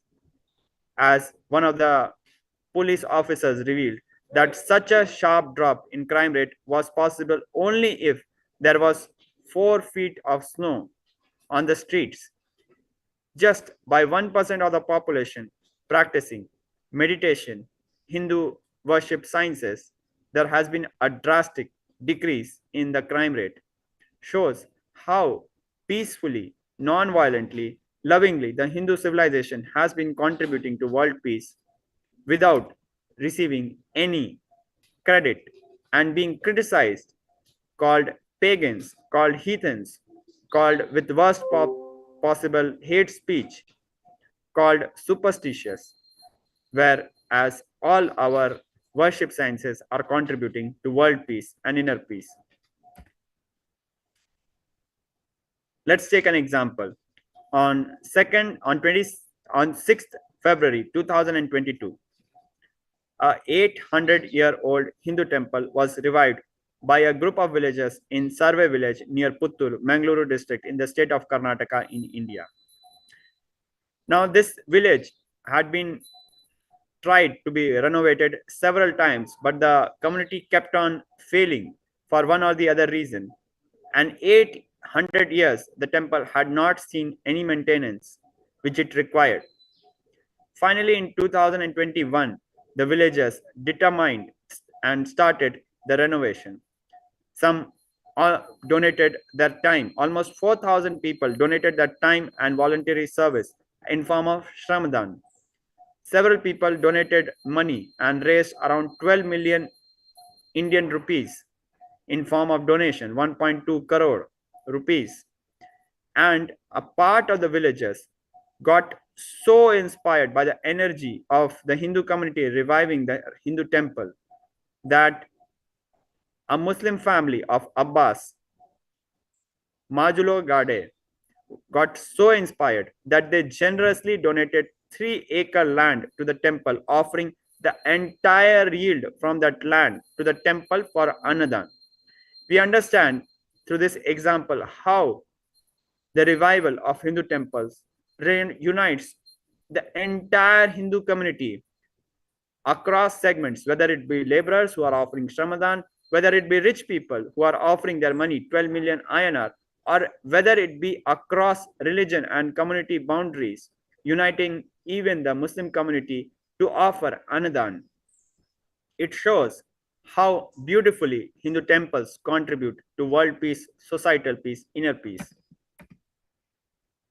We know from this famous example from a treaty signed in 1252 BCE and another signed in 1380 BCE between the Hindu kingdom of Mitanni by the son of King Dashratha, the kingdom of Mitanni in present-day Turkey, signed a peace treaty with the Hittites, which was witnessed by Hindu deities such as Varuna, Mitra, and Indra.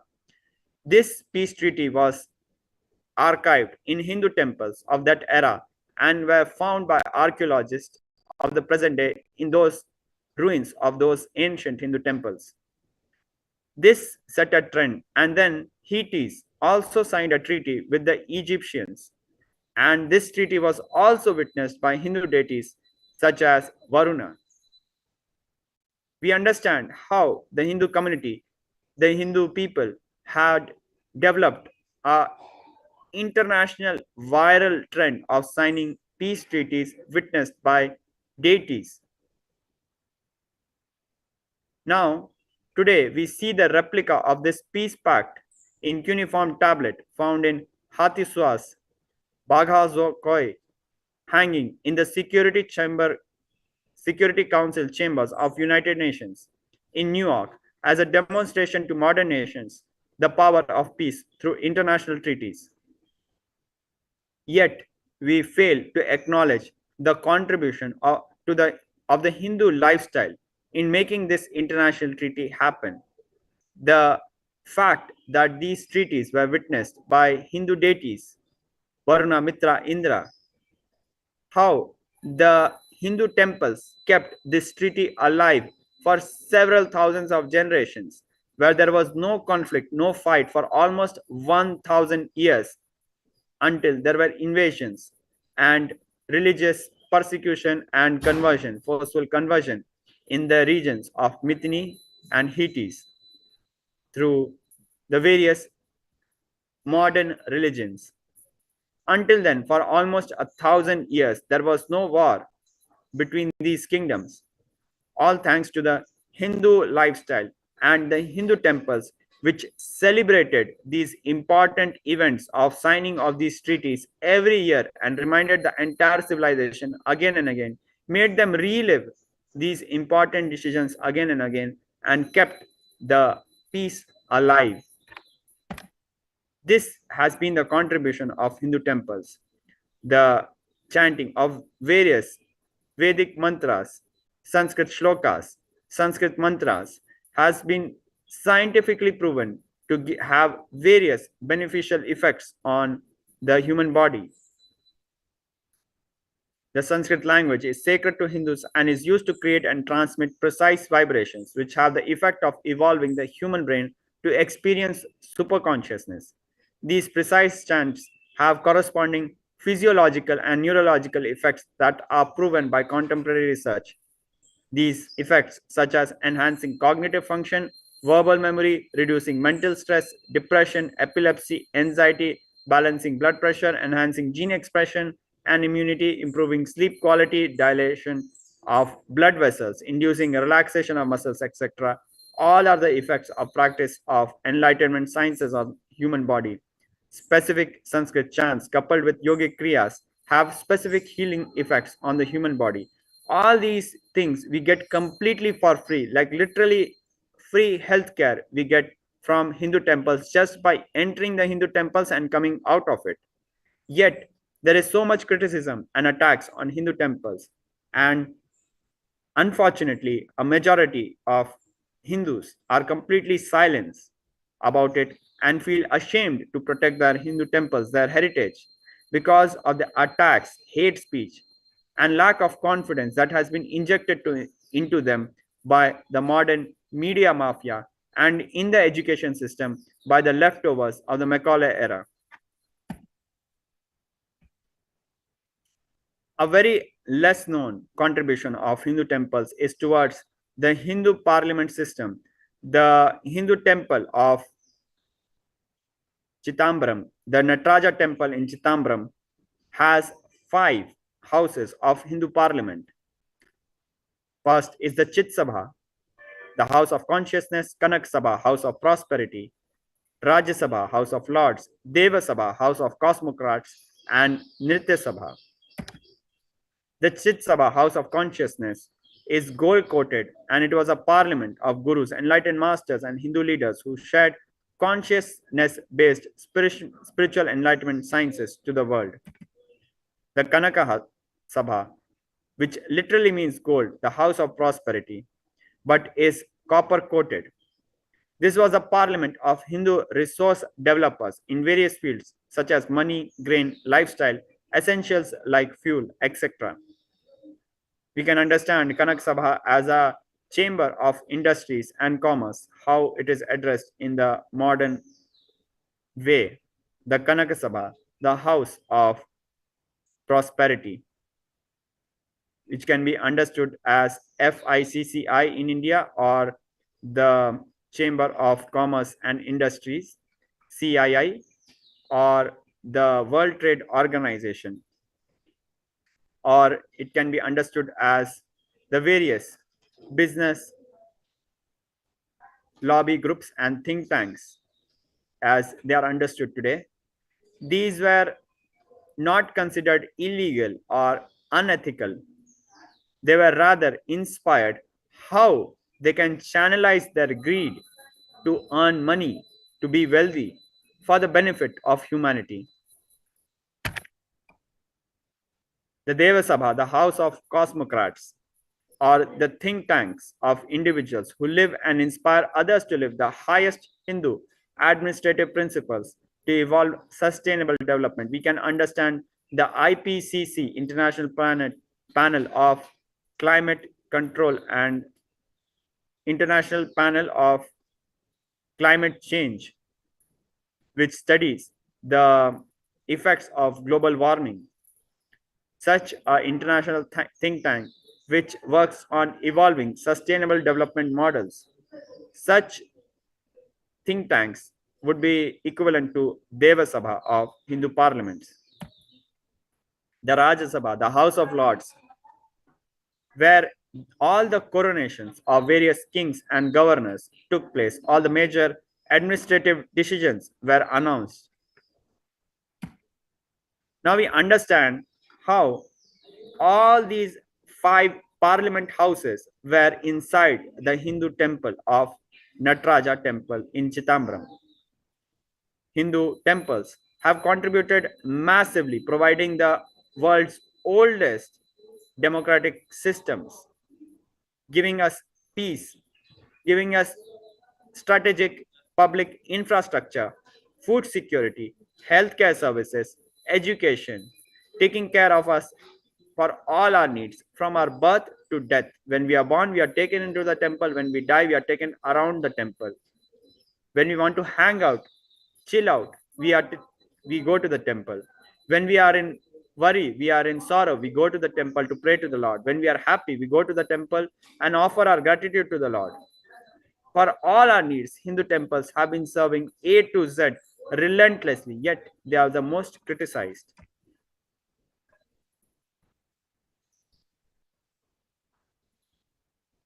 Now let us look at some other examples of contribution of Hindu temples. Charitable Hindu hospitals such as Puttur Kattur near Tirupati single-handedly perform 60,000 free non-invasive orthopedic operations per year, which is 3.5 times more than top 10 US hospitals combined, which offer merely 16,919 paid orthopedic operations. We can see from the graph how all the top 10 orthopedic hospitals of USA combined put together are no match for a single charitable Hindu hospital, which single-handedly serves more than 3.5 times more number of people than the top 10 hospitals or orthopedic hospitals of United States. It shows how powerfully, how strongly our Hindu temples have contributed to public healthcare infrastructure, charging the least money. We can see the cost of a broken bone in United States without insurance is 2,500 US dollars. With insurance, it comes down to 150 US dollars. In Putturkattu, it is zero.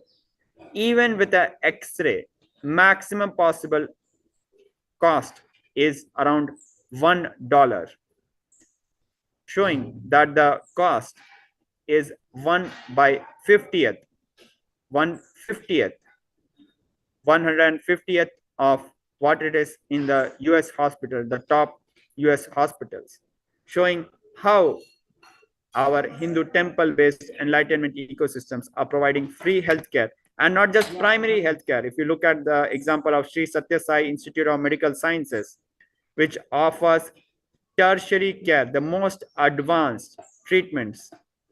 Now taking the example of orthopedic treatments, SSSIMS serves 760 free, completely free tertiary orthopedic treatments versus one of the topmost US hospitals in this field, the Cleveland Clinical Hospital, does a mere 542 orthopedic operations per year. Shows that the Hindu enlightenment ecosystems contribute not just the maximum number, the highest quality, most expensive, most sophisticated operations completely free of cost. Yet they are the most criticized. Now looking at an example of Mahavir Temple of Patna. Mahavir Temple of Patna and comparing it with the hospital, the top hospitals of California. We see on the left side the top hospitals of California, how year by year their profit is just rising. Whereas on the other side, we see Mahavir Temple hospitals running at a total budget deficit, which means if they need a budget of, let's say, 20 million or let's say around 2 billion INR, they have a budget or revenue of 2 billion INR, they'll be spending 2.2 billion INR. The 0.2 billion INR which they need to compensate, they will fundraise and close the deficit, which means they operate at a loss. Even though they are operating at a loss, we see the Hindu music deep state elements trying to tax such trusts. In an incident, the Commissioner Income Tax CIT cancelled Mahavir temple's tax exemption and demanded the temple to pay tax. Now, there are things which you need to understand. First, there is no profit, there is deficit. Second, the deficit, the service which is offered is for healthcare, for saving lives of people completely free of cost. The donations given to the temple are used to save lives of the people. And here we have the Commissioner Income Tax trying to tax the temple, which could directly lead to people dying. This order was subsequently stayed by the High Court of Bihar. In spite of this, the CTI, the Commissioner Income Tax, disobeyed the High Court and went ahead and cancelled the tax exemption of the temple. The High Court warned the Commissioner Income Tax, saying the Commissioner Income Tax of Patna is warned not to try to overreach the orders of this court in future. This is a precise order from the quote from the High Court order. We can see the link indianqanun.org/doc/11927008. In such way, Hindu music, anti-Hindu elements attack our Hindu temples, attack our public welfare infrastructure, and then go on criticizing, saying that Hindu temples are places of superstition.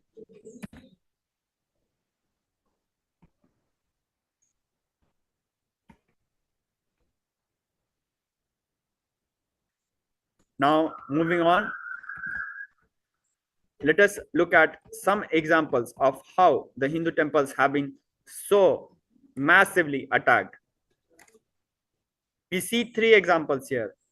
For Hinduism, Hindu temples, monasteries, and trusts all are under control of the government. For other religions, such as Islam, mosques are not under government control or interference.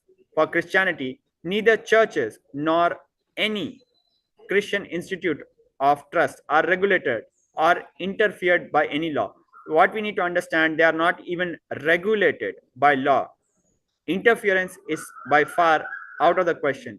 Whereas for Hinduism, all the Hindu temples and monasteries are under state control. This state takeover of religious heritage of indigenous religions such as Sanatana Hindu Dharma is a cruelest form of neo-colonialism, where the in the name of modernization, the indigenous traditions are being colonized and destroyed. We Hindus have the lowest crime rate, smallest prison population, whether it be in United States, United Kingdom, or India. This is proven statistically. But then, despite of this, why are Hindu temples taken over by the state and destroyed? Let us look at some more statistics. We are seeing in front of us the destruction of a 200-year-old temple by the deep state elements in India. We see the destruction of extremely ancient Hindu temples by deep state elements in Kashi. Again, another picture of temple destruction, massive temple destruction in Kashi.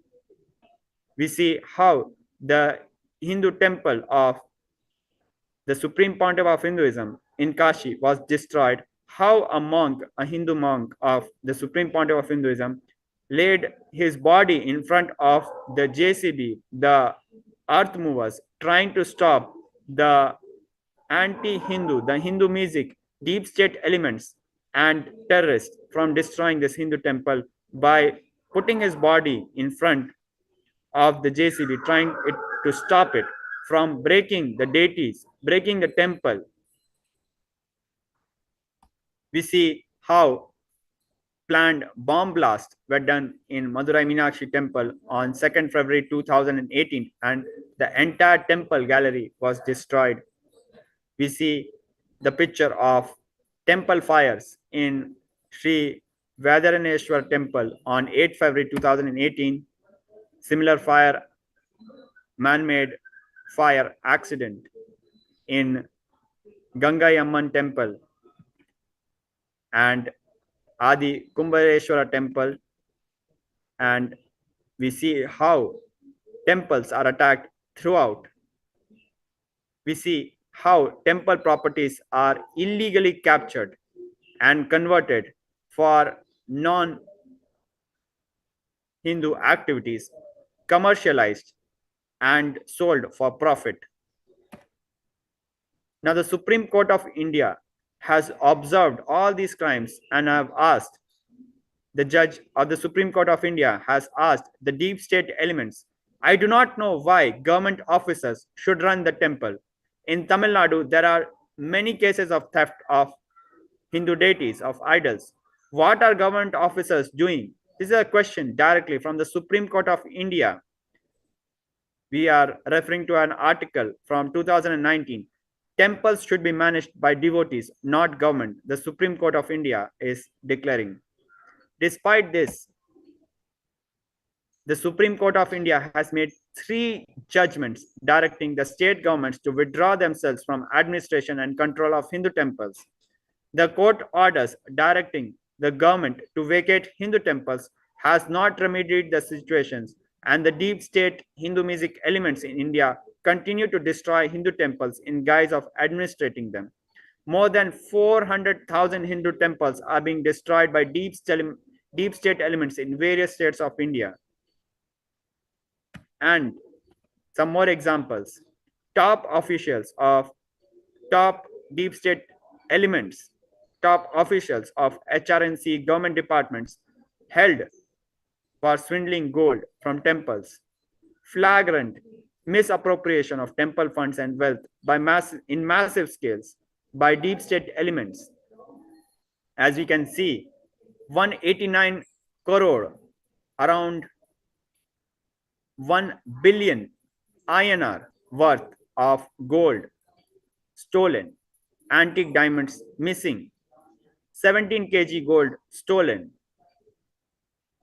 We see various news of how Hindu temples are looted and destroyed by deep state elements, deep state Hindu music terrorists. The High Court wraps the government departments, the deep state elements, for failing to protect temple land from blatant mismanagement, misappropriation, and selling in profit, and profiting by ancient indigenous Hindu temples, destroying them and swindling money. Brazen kidnapping and trafficking of Hindu deities which have been worshipped from ages for more than 700 years. In Odisha, 22 rare Hindu deities were stolen from a 13th century Shiva temple. Like this, we see a list of such thefts happening. In this list, we can go to the website stolengods.org/country/india.html and refer to the massive number of attacks done on Hinduism and trafficking of Hindu deities.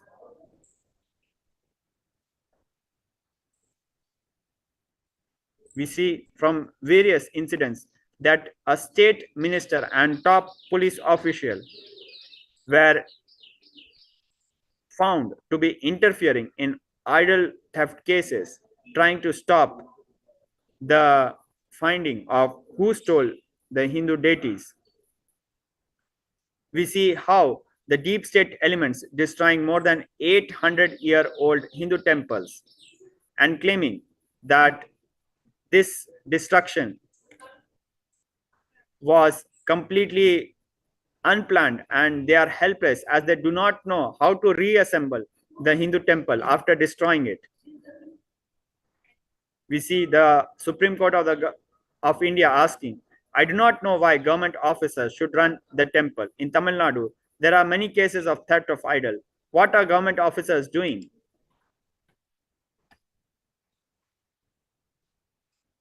So we just saw how our Hindu temples are being massively destroyed, massively attacked, and we are being criticized as idolaters, as superstitious people. We need to ask ourselves that why Hindu temples, monasteries, and temples trusts are under government control, whereas for non-indigenous modern religions, their religious structures are not interfered by the government, not controlled by the government, not interfered by the government. Why there is no religious freedom for the indigenous religions such as Sanatana Hindu Dharma? We have the least crime rate in the world. It is proven statistically. We have the least crime rate, 1/10 compared to all other communities. Statistically proven in the United States. Statistically proven in the United Kingdom. 1/4 of the crime rate in United Kingdom, 1/10 of the crime rate in United States, and 100th of the crime rate in India as compared to all other communities. Indian government National Crime Records Bureau data shows that Hindus committed the least crime and were least likely to be under trials and convicts. Then why are the Hindus only targeted? We are the most contributing people, most non-violent people, the community with the least crime rate. Let us again revisit the contribution of the Hindu community and see that stark contrast of our contributions and the attacks done on us. The Hindu community has the least number of religious extremists and terrorists compared to all other communities. It is proven statistically. We have the least number of substance abusers as per UK government statistics. We have the highest number of postgraduates. The education level of the Hindu community is the highest, 2.5 times the national average in the United States. Hindu community is only 2% of the US population, but they provide 7% of the doctors in the United States. Similarly, the Hindu community is only 2% in the United Kingdom, but provides 9% of the doctors in the United Kingdom. Hindu communities provide 4 to 5 times the number of doctors compared to other communities. Hindu community is only 2% in the United States, but provides 16% of all the chief executive officers in the US companies. The Hindu community is one of the highest taxpayer and income group in United States. They have the least divorce rate of all communities. Statistically, it is proven by the Office of National Statistics, United Kingdom, that the Hindu community is the happiest people with 7.57 out of 10 rating, making them the highest rated community amongst all community with the highest happiness rating. Despite all our contributions, we need to ask why the Hindu community, why the indigenous people are singled out and criticized so massively, and their religious structures, which have been proven statistically to contribute to world peace, to individual peace. We see that the experiments have proven then that when Hindu meditative worship practices such as puja and dhyana are performed, there is a 16% drop in crime rate as per one of the researches done by the Transcendental Meditation Group. So we see how Hindu temples, the practices of performed by Hindus in Hindu temples result in a decrease in crime rate, which has been statistically proven and remarked by the police officers that such a drastic decrease in crime rate is only possible if there is a 4 feet snow in the streets. Only then such crime can be stopped. Such is the effect of Hindu worship practices in the crime rate of a city. It has been proven by various studies. Now, despite this, why are Hindu temples destroyed and targeted? Is it not because the Hindu music terrorists are against the entire human race, against everybody? Now, with this, we come to the end of today's segment. We'll be having some very special guests who are going to share their perspective about why our Hindu temples are the most contributing yet the most attacked. and how our beloved Guru, the Supreme Pontiff of Hinduism, has massively contributed to their lives and yet are the most attacked, and how we should not get distracted by these attacks and understand that at the feet of the Guru in Hinduism, we are finding all our solutions, and how Mahaparamashivam is the way we can get the best of Hinduism, not getting diverted by the hate speech and attacks done against Hindus and Hindu gurus. So we'll be having our very special guest joining us and sharing their perspective. Thank you, Nithyananda.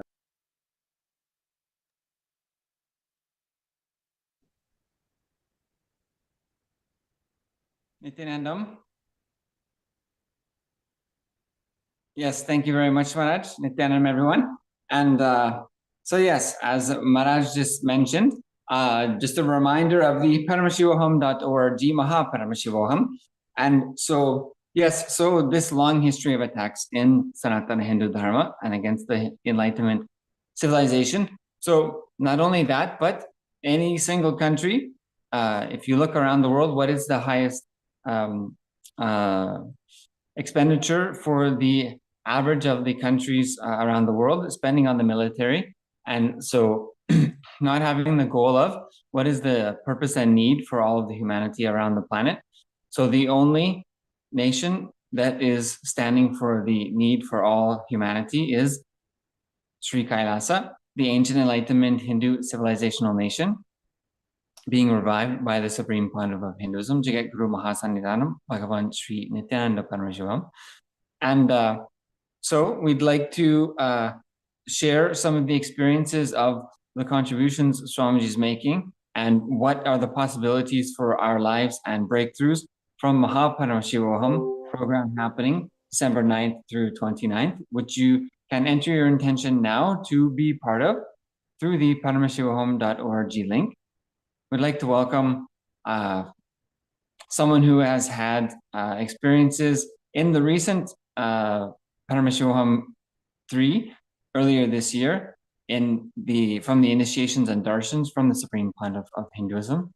Bhagavan Aya, if you could just switch on your camera, unmute, and please introduce yourself for everyone. Thank you so much for joining us today and sharing your experiences.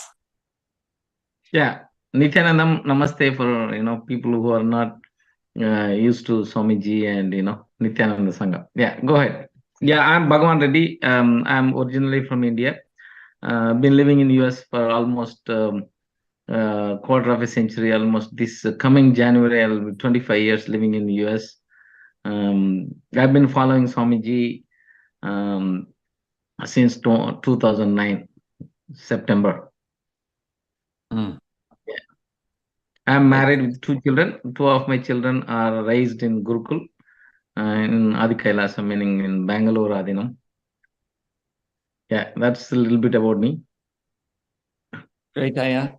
Thank you so much. And so as was mentioning, and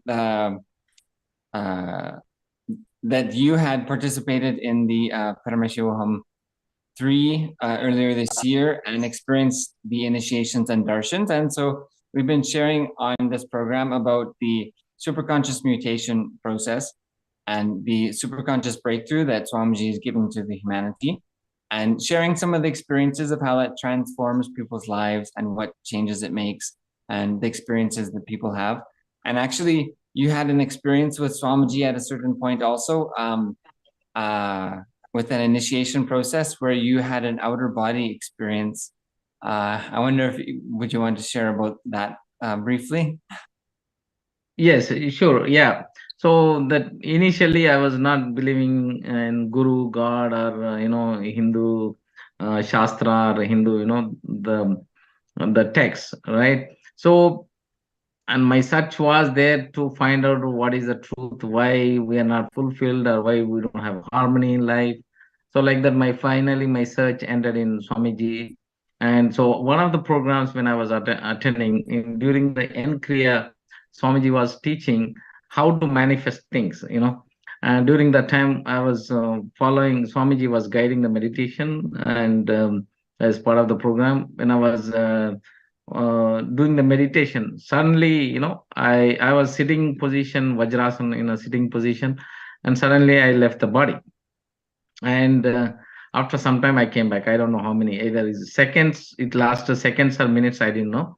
And then when I came back and trying to move the body was not moving, just when Swamiji was talking about this, every day when he comes back and lands on the body, it takes few minutes to settle down and move the body. So then when I was trying, when I again came back and enter the body trying to move, it was not moving, and after I got scared, and then after a little while, and I got control of the body, and then again I stood up and then sat again in Vajrasan, and again sitting, and then again Swamiji was guiding the meditation, I was following, and suddenly I left the body.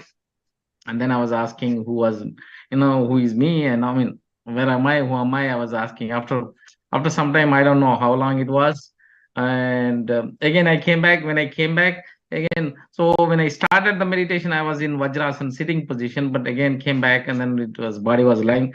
I was trying to move the body, again the body was not moving, and then and after a few seconds or so, after a little while, then I was able to control the body, and then again sat up, and I wanted to do it again, but I got scared, I didn't continue, but then when later on, when I told Swamiji, where did you do, Swamiji said, hey man, you got you lost the greatest opportunity to experience something called satori, meaning a glimpse of divine. You would have experienced that you are the divine. Swamiji says that, right? I've not come here to prove I am God. I have come here to prove you are God. In that sense, yeah, I lost the fear, right? Lost the chance. But it was by then, from then on, I understood the difference. Then Swamiji was always saying that, you are not the body, you are not the mind, you are different, So from that point onwards, now I can see I'm different from the body, I'm different from the mind. And so I can feel that. And when sometimes when I talk to people, I say, I don't say I'm tired. I say my body is tired or my mind is not cooperating. So that clarity has happened, and I see the difference now. So it's amazing. Yeah. Great experience. This we only Wow. heard it in Puranas. See, this we only heard in Hindu Puranas and Shastras and Rishis used to talk. But, I experienced it like I'm like everybody else, Yeah. Wow. Incredible and unexpected. And so these are the kind of experiences that where people are having on a daily basis. And it's nothing new actually with initiations from Swamiji. Incredible. And as you shared, so after that kind of experience, it has a life transformational impact on us. This is the superconscious mutation process, that once we've had those experiences, it changes the way we view things and the way we live, and that mutation continues forward. So as you mentioned, Aya, that awareness that I'm not the body, I'm not the mind, and that thing can never be taken from me, that transformation can never be reduced. Aya, then as a result of these initiations, darshans, with association with Swamiji, what do you feel has been the impact on your life? What kind of things, what kind of new possibility, new way of life and living, what has happened for you actually? So the one thing happened was, when I first came to America 25 years ago, after achieving my green card and had, $200,000 cash in the bank, right? So that then everybody says you married, got children, you got everything, and I was and then I was also a manager of a department in US. That's a huge achievement for any immigrant in this country.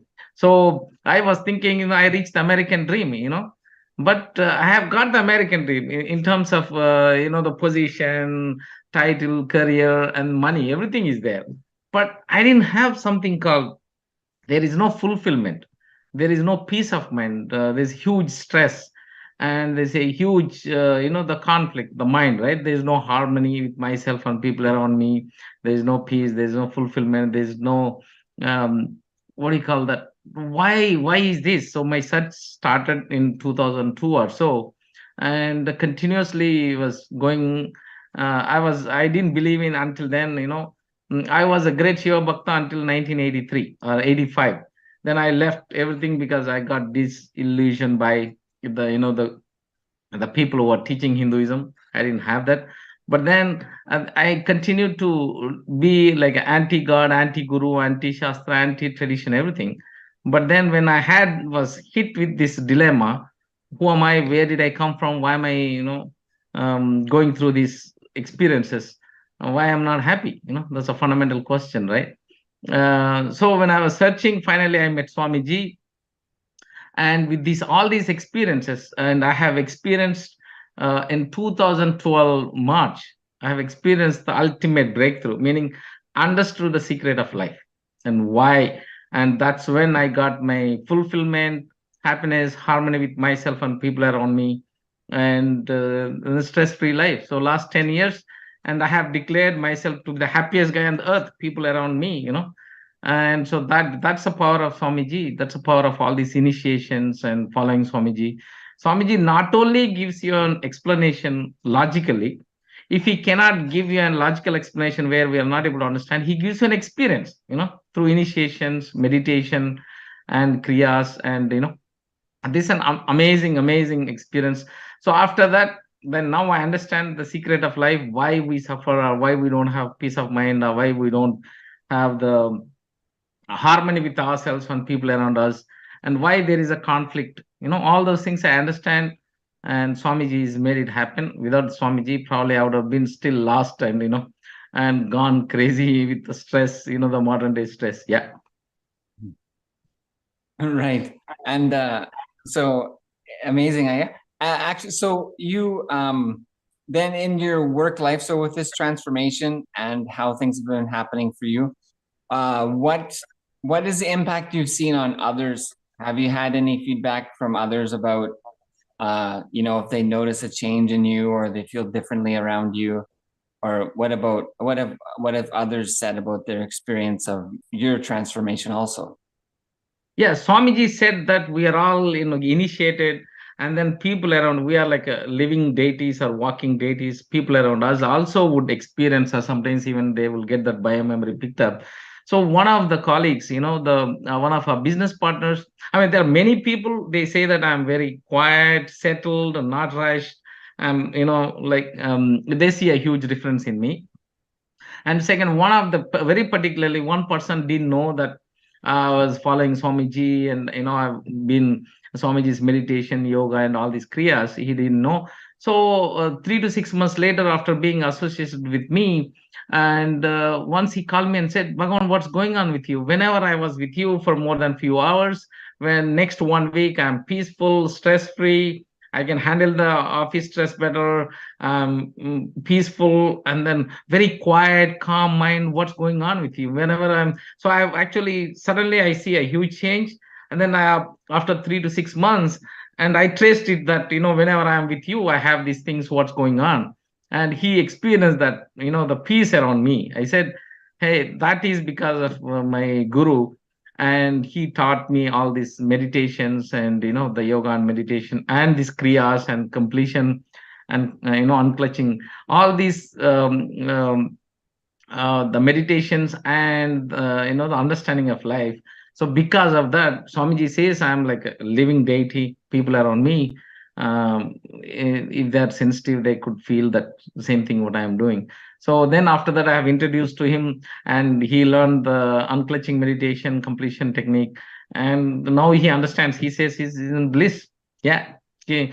And so people who are against Swamiji, or doesn't agree with Swamiji, then they have experienced it, because they always ask me a question, and that's when I said, "Man, if you don't experience this, you're missing something, a huge deal in your life." Yeah, exactly. And this is this is indicative of this superconscious mutation process, because that superconscious source of life is the source of all things and the source of all of us. And so naturally, when it gets awakened to a higher level, and to a superconscious level in us, then other people recognize that. They recognize the connection to their source in us. And this is really one of the beautiful community building experiences and the manifesting of this superconscious mutation process. So this is great. We have just a few moments left. Well, what would so a reminder to everyone: the Paramashivoham.org is the place for you to enter your intention to be part of the Paramashivoham, December 9th to 29th.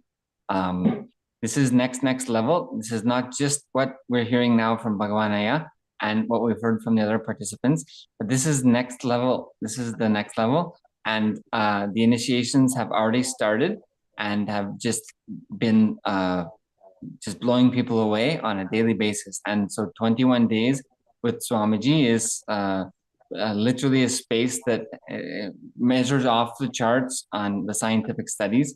For example, the mitochondrial energy gains that have been measured through the 21-day initiation programs with Swamiji have never been seen before by the scientists and their research in the field. So the science has already shown what Swamiji does is literally off the charts. So Paramashivoham.org for everyone to enter your intention to be there December 9th through 29th. Ayap, maybe for closing, what would you say to people who are thinking about attending the Paramashivoham? Yeah, I would definitely strongly recommend, no matter what, do or die, whatever, and do everything and anything to realign your life and attend this program. If you're not attending, you're actually not wasting your time, you're wasting your life. I guarantee you it will make a huge difference. And I promise you it will be a huge difference to your life, and not only to you and your family and people around you. You really wanted to do it because every human being is looking for that. And that's exactly 24/7 everybody's looking for. When you're watching TV or sports or music or having fun with all other activities, what are you looking for? That's ultimate breakthrough. And here is the one. Swamiji is the one available, and is the only one is able to do it for you. So take a chance, take the risk, and experience what I have experienced. And not only me, there are so many of my friends and a lot of people I know have experienced it. So please do it, and for your own good. If you don't do it, you're missing a huge deal. And I promise you, it'll make a difference in your life. Great, so sweet. Thank you so much, Aya, for joining us today and sharing your experiences. Yeah, sure. Nithyanandam, namaste for non-Swamiji's devotees. Okay. See you soon. Thank you so much, Aya. And so for the rest of us, yes, paramashivoham.org. To say yes to your higher possibility and give yourself a chance. You can do it. A completely new way of experiencing life and others experiencing you. It's just waiting. It's here. So give yourself that gift. Paramashivoham.org. Enter your intention now. Now let us prepare to receive the Supreme Pontiff of Hinduism in the Alive Satsang.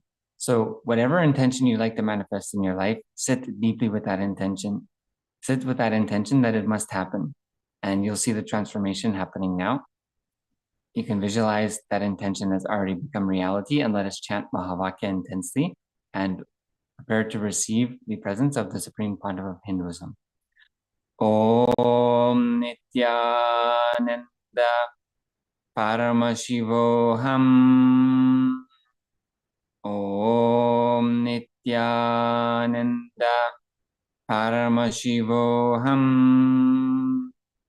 Om Nithyananda Paramashivoham.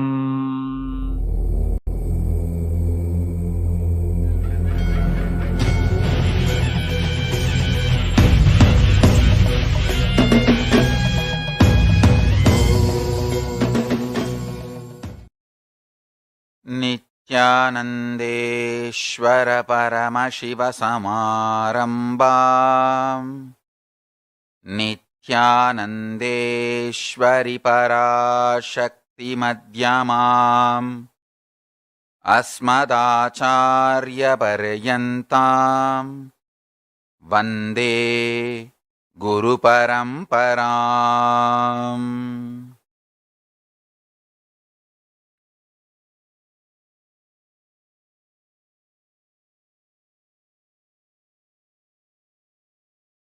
I welcome you all with my love and respects.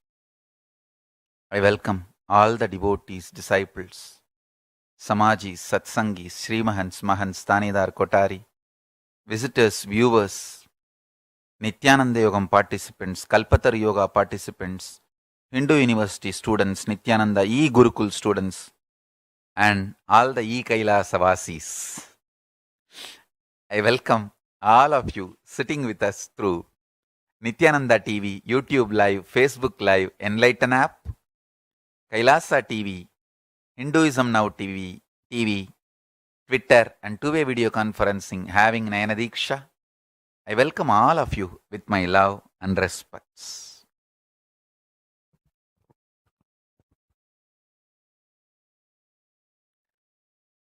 Understand.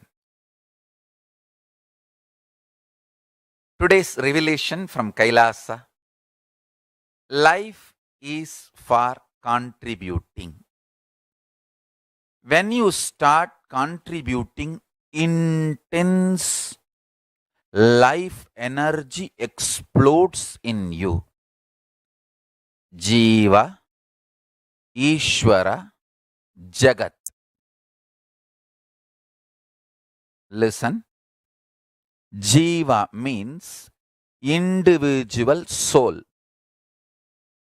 Jagat means universe, including humanity and all the living beings, animals, living beings, sentient, or whatever you call as per the Western standard, non-living beings. In Hinduism, Stavara Jangama, everything is living. Means moving, non-moving. All of them are living. And before building the building, earth is worshipped as a living being. Vastu Purusha Santi means the earth, land on which the building is built is not geography for us. It is biology for Hindus. Understand? So Stavara Jangama, moving, non-moving, all put together is Jagat, universe. Ishvara, the ultimate. Paramashiva, Parameshwara, Paramburul, Parabrahmam, Paramapadanada, Vishnu, all. You can give any name. The Parama, ultimate, is Ishvara. Listen. When Jiva feels its existence is to enrich the Jagat, Ishvara manifests through him. That's it. Listen. When Jiva feels he is here to contribute to Jagat, Ishvara manifests through Jiva. That's it. Listen carefully. Ishvara wants the auspicious goodness of Jagat. That is why he made it. He is playing. He is doing the Leela of this Jagat because he wants best things to manifest in the Jagat. So, anyone is in tune with Ishvara's Sangalpa, Shiva Sangalpa of enriching the Jagat, universe, he himself manifests through us. Listen. Hinduism is all about contributing. Either you read Vedas, or you read Agamas, or you read Tantra, or you read Puranas. It is all about contribution. That is why even in the war, so much of restriction and so much of righteousness even in the war.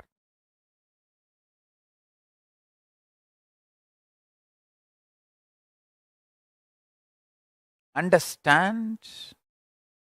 After thoroughly studying all the Hindu scriptures about life, death, war, administration, economy,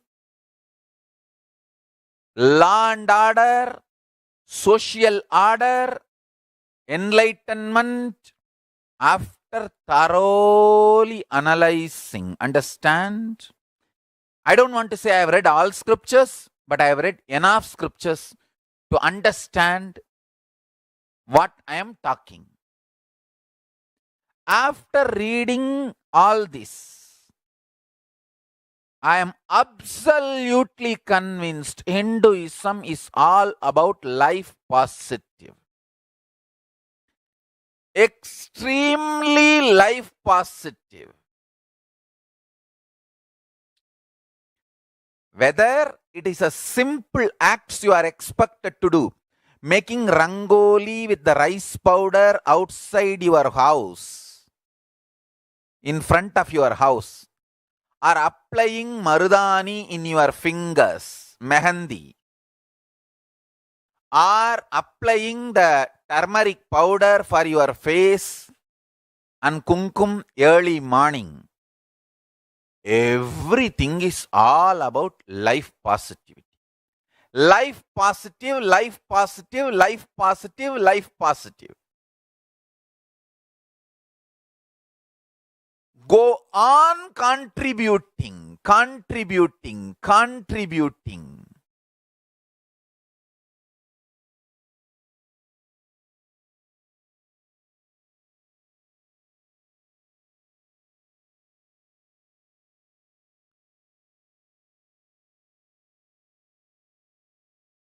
Not only minimum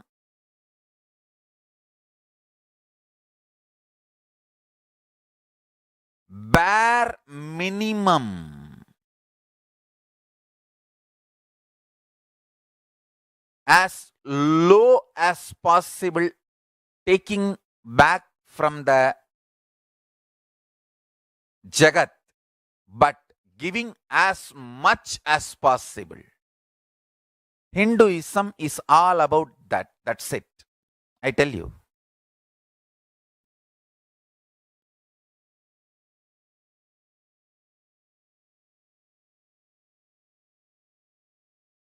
Why do you think Hindus are the richest ethnic community, not only in United States of America and Canada, Europe and Australia, almost all major countries all over the world? Hindus are the richest ethnic community. I tell you, because from the young age, the religion imbibes this contributing pattern. There will be always exemption that is different, but as a rule, anyone living Hindu, practicing Hindu, if he brings up a child in a practicing Hindu way, it's all about contributing. I tell you, I am so happy. I had amazing examples of contributors in my life whom I can see and grow, and who taught me contributing makes Parameshwara manifest through you. I tell you.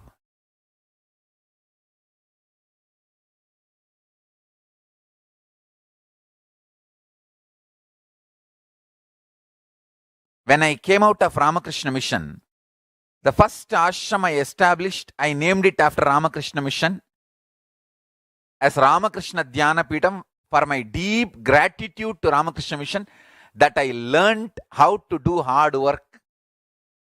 I never felt I was exploited, I was cheated, and I should start fighting against Ramakrishna Mission. No.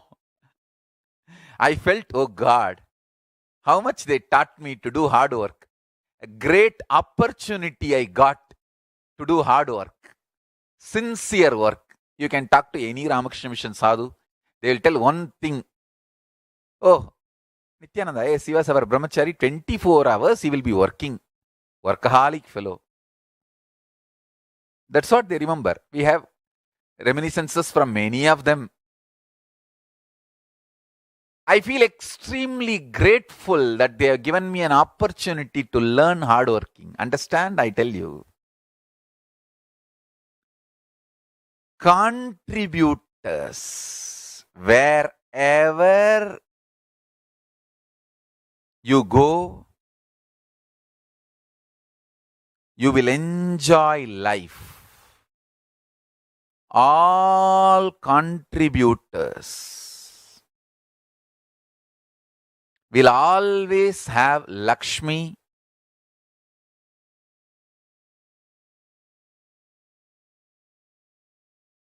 and I tell you, future is for practicing Hindus. Because the truth is becoming authority all over the world. Understand? All over the world, the truth is becoming authority. One of the best thing I realized in my life, when I am seeing so much of attack on me, the truth I realized is I am making the truth more and more as authority, and it is spreading all over the world. That is why the anti-Hindu people are reacting so much. Understand? They may try to create a strategies. Oh, we are not anti-Hindu, we are only anti-Nithyananda. These are all anti-old strategy. AUNTY. They may create more strategies, but I tell you, I am establishing more and more truth as authority in every field. In the future, only contributors are going to survive. See, you can make fun of me, troll me for a few days when I said there is something more to E equal to MC square. When I make this kind of statements,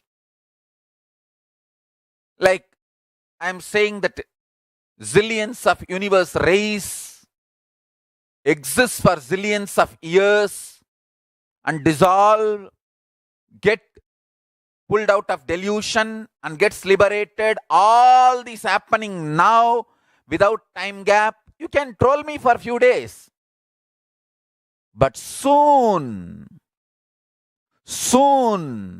scientists are going to become curious about what I am talking, and they are going to understand I am making sense, and they are going to understand I am really contributing to their thinking and furthering their researches and their new breakthroughs, discoveries to make world better living place. Understand?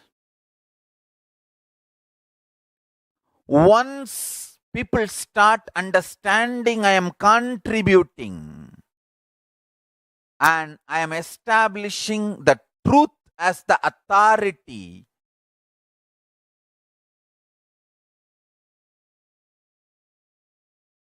trolls will be trolled.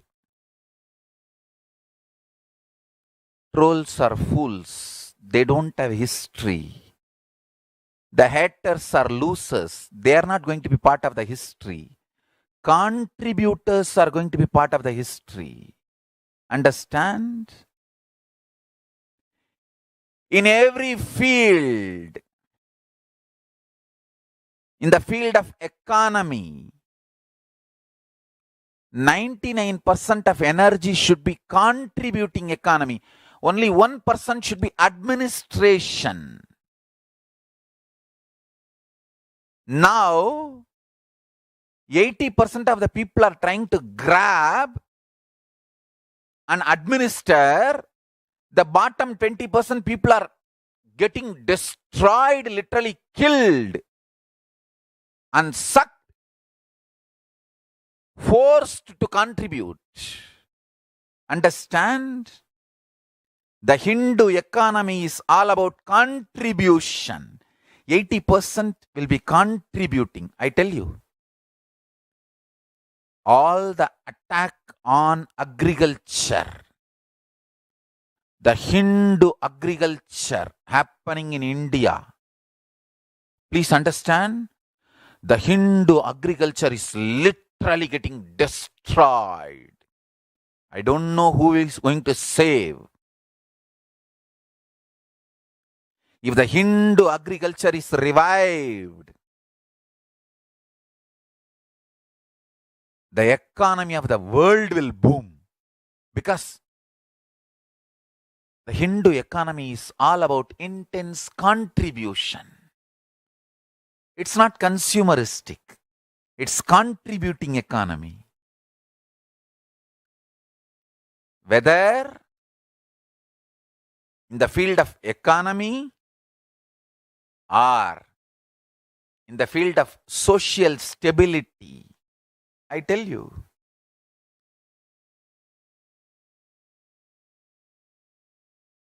the idea of charity in Hinduism is to keep the society stable. Taking care of your elders, parents. It is because of the Hindu lifestyle still alive. Indian government does not need to spend billions and billions of dollars to maintain the elders of the India. Elders of India are not at all a load on government, Indian government, because of the Hindu lifestyle and Hindu thought currents. Till the last day, my grandfather was the head of the family and he had the whole money and bank signatory and all the wealth under his control.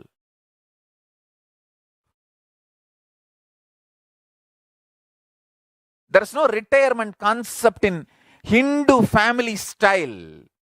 And I tell you, the Hindu profession is always father teaches to son, son teaches to grandson, specialization based.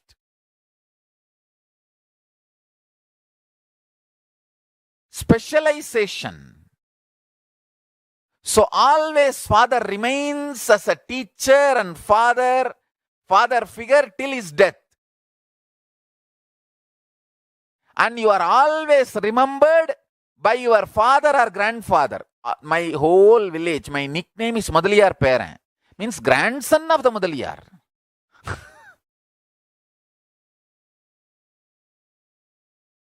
Understand the social stability. That is why it is now 10,000 years. Hinduism has faced 5,000 wars. What these simple foolish fellows trying to do some social media attack on me? Hey, we are a 10,000-year-old tradition. In 10,000 years, we have faced 5,000 attacks. All types of wars. And we stood, we won, and we are still thriving. And I am going to be alive for next 200 years. In the body, alive, teaching, initiating, enlightening people.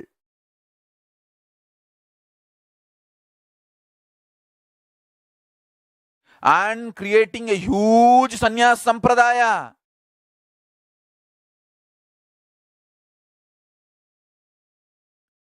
Building stone temples and universities all over the world. Creating thousands of Sarvanya Pitas everywhere.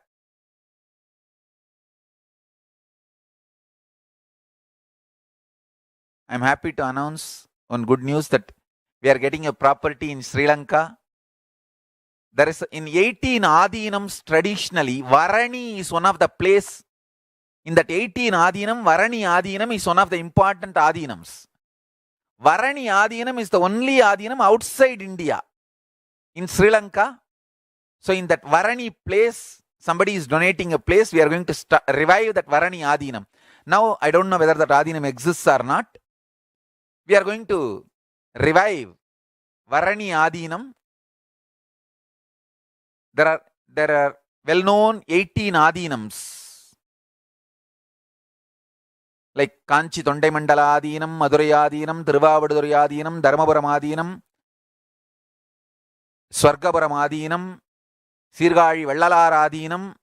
Like that 18 Adinams were popular once upon a time. In that one is Varani Adinam. Unfortunately, Sirgazhi Vellalar Adinam Mandal, we don't even know where it existed and absolutely not there. Tanjavur Adinam, Sirgazhi Vellalar Adinam, Tiruvarur Adinam Mandal, we don't even know where it is now. And I am trying to revive wherever it is completely non-existent. I am trying to get a property and revive the whole Sampradaya. So the Varani is one of the Adinams, so we are reviving it.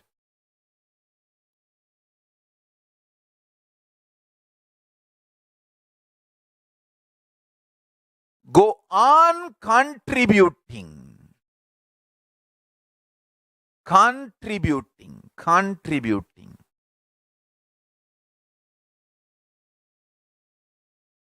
Understand?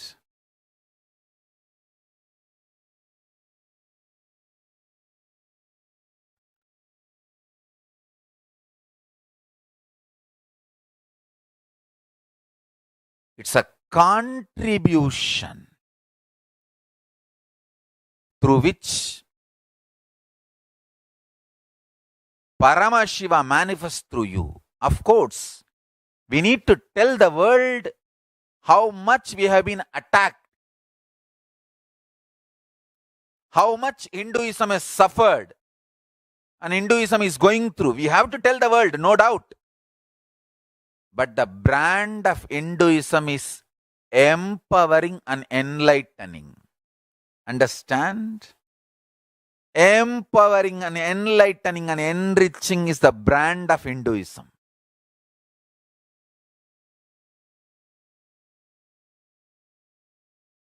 Contributing, whether social structure,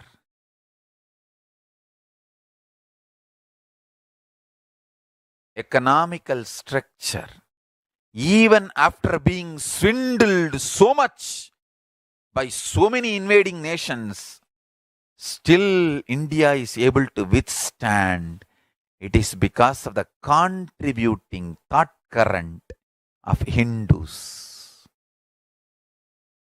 I tell you,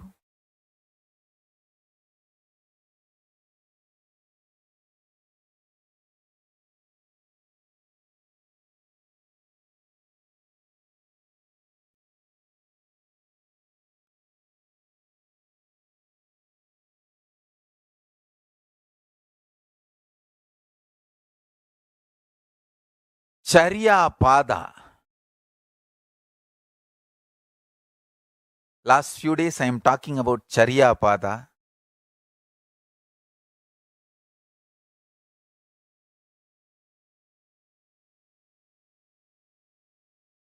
The whole Charya Pada is all about just two things. Live long, blissfully, enrich the world blissfully. That's all. Everything. Morning, waking up, the moment you wake up, you are expected to apply sacred ash on your forehead.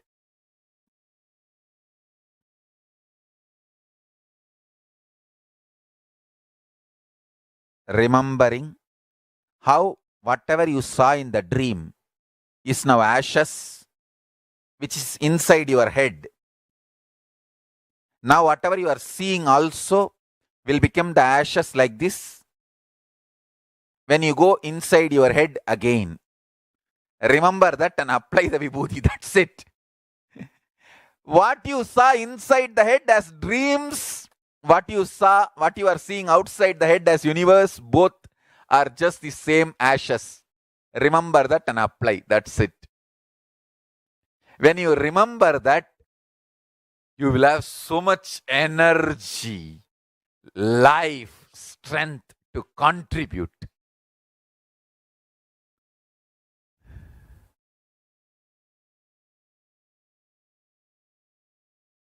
As long as we are alive, let's contribute. Morning, when you come out of your head to outer world, applying the ash, that is the first charya you are expected. And night, when you fall asleep, means when you are going from outside to inside your head, apply the sacred ash.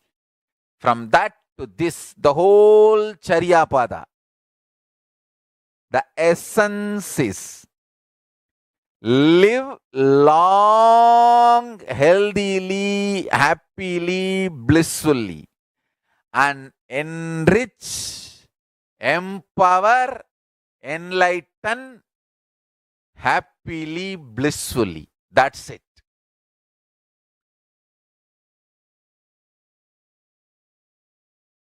The whole Charya Pada purpose is this only.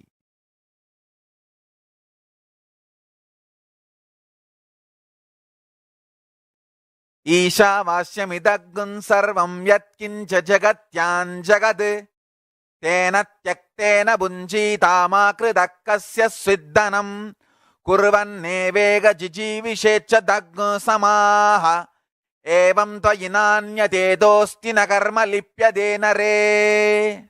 Over. The whole Charyapada. Live hundreds of years by enjoying, renouncing.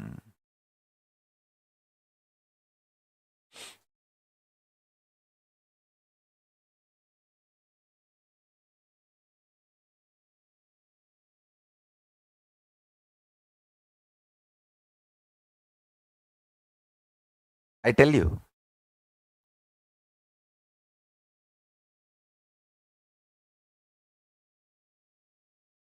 any problem you have in your life,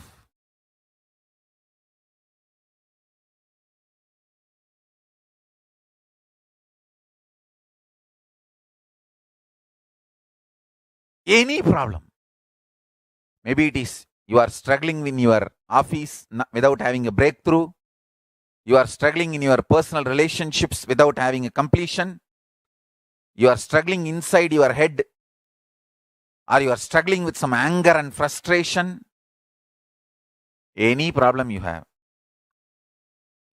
it all boils down to one: not having inspiration. I tell you, solution for not having inspiration, simple solution: watch satsang every day. Anybody, your friend or anyone has any problem, make them watch satsang every day, because Hinduism is all about extreme inspiration. I will go on be giving inspiration.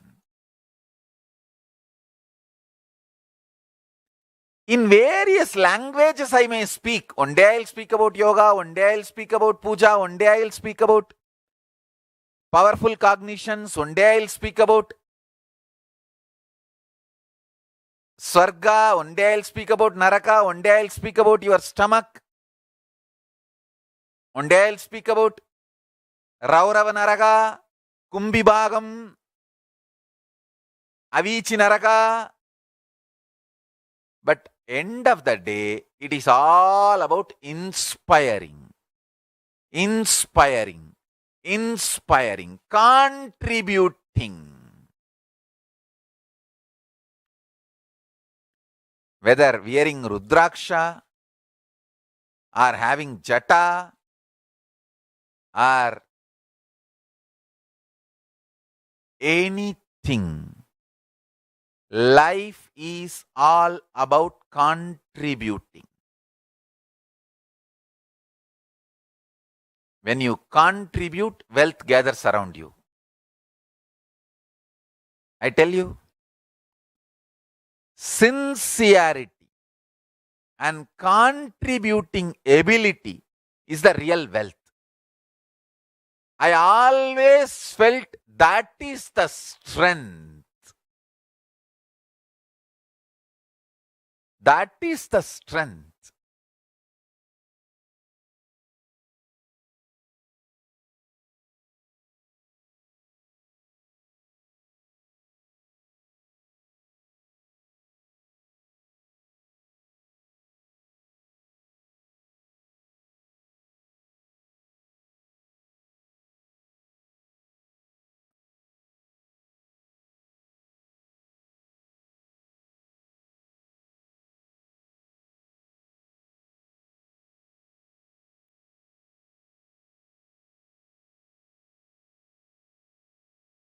Wherever I saw sincerity,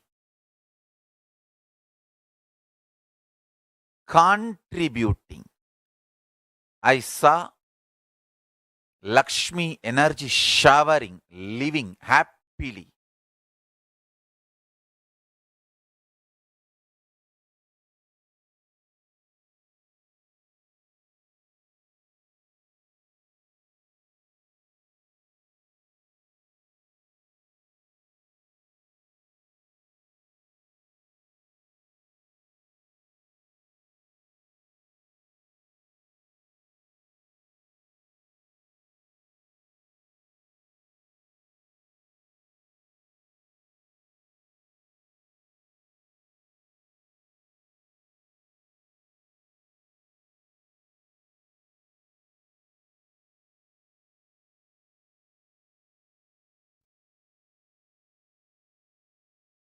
Understand?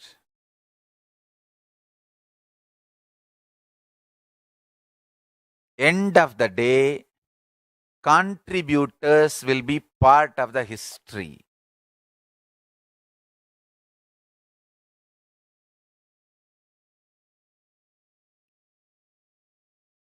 False allegations, accusations does not stand.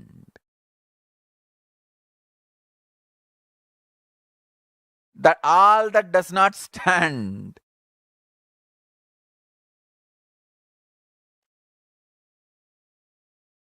I have seen so many people. To become popular, they will attack some popular figure. So that along with that popular figure's name, your name also will appear. You become popular. But how many days those popularities will stand? No. Only contributors stand in history. Understand? You can go on cooking up false allegations, false stories, false theories, try to get false evidences, do all kinds of abuse. But how long it will stand? It can't, it won't. Contribution. Understand? If you see my life, 41 years, 20 years of recorded life, I have continuously, intensely contributed to people's consciousness.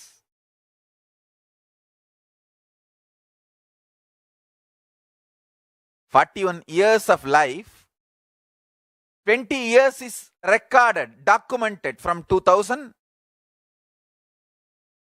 It's almost documented. See the whole documentation.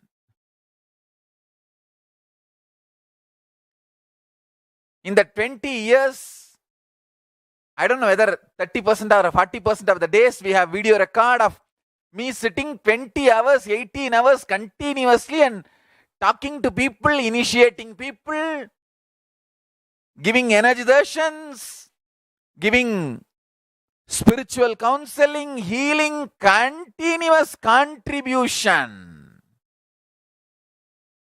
Understand this documented life, 20 years.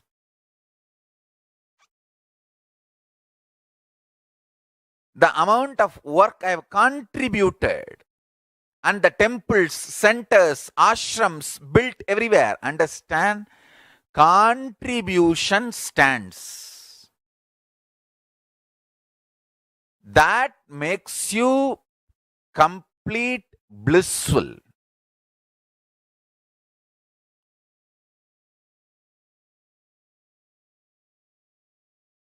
People who try to attack me and get popularity, name and fame, they may try to cook up all these false things and have 1 or 2 days of popularity. But what's the use of that? That's not going to help you forever in the life in any way. Contributing to the world. Real contribution to the consciousness of the humanity. That makes you part of the history. Understand? Listen carefully.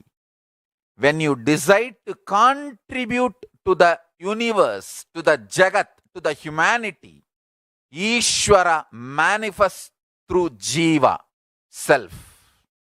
Ishvara, God, manifests through Jiva, self, when the self, Jiva, decides to enrich the universe, world, humanity. Understand?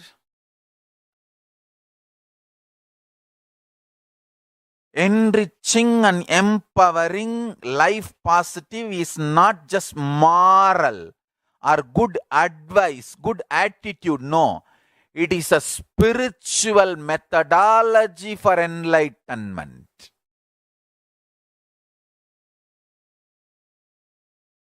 When you give one free meal, your stomach gets pure. Listen.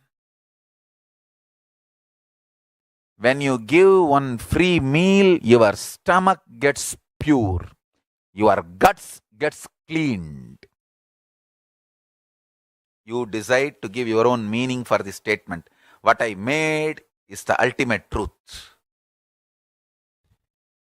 In every level, enriching, contributing, life positive.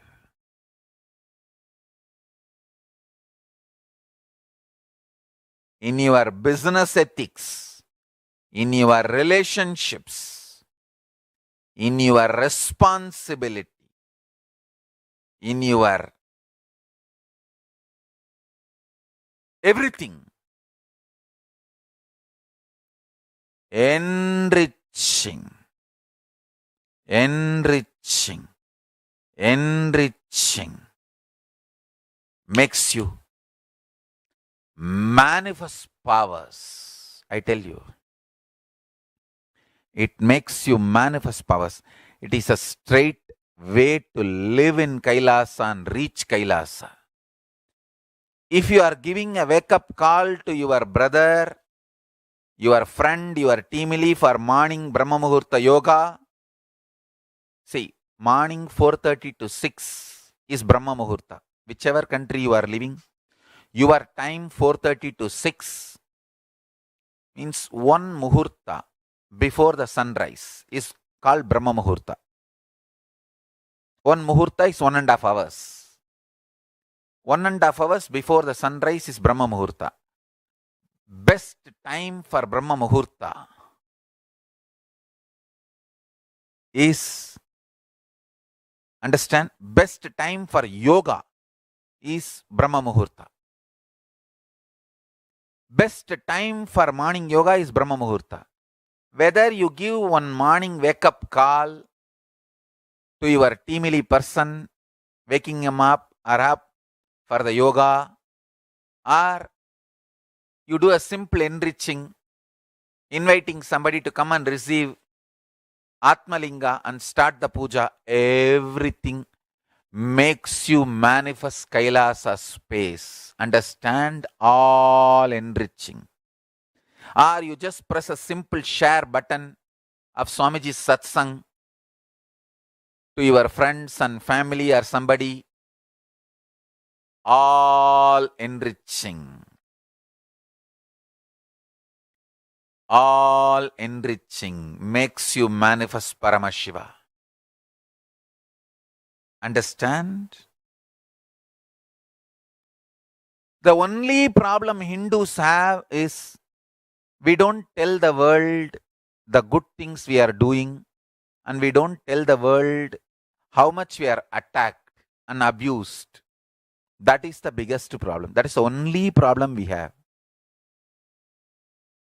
We need to learn. We need to learn to tell the world all the good things we are doing and all the attacks we are going through. Enormous atrocity material generated on Hinduism, false allegations, abuses, name calling, cow worshippers, idol worshippers. Come on.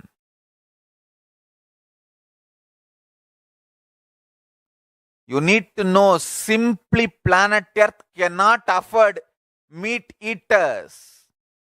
Sooner the planet Earth realizes good for all of us. Simply planet Earth cannot sustain, cannot afford meat eating lifestyle of human beings. Sooner the human beings realize good for the planet Earth, understand that.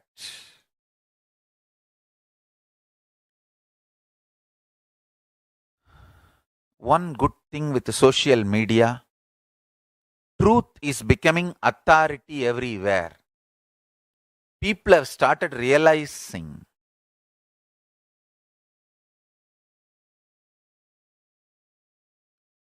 truth is the only authority.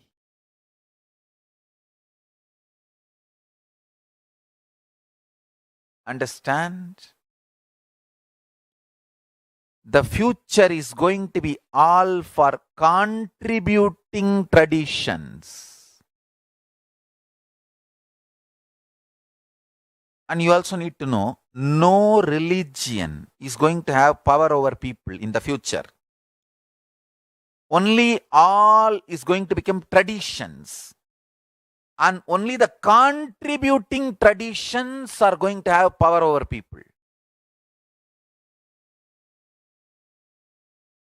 Yoga is going to become a largest practice religion because it is contributing to people directly. Puja is going to become the largest practiced ritual on the planet Earth. Nitya Puja, because it is contributing to your consciousness.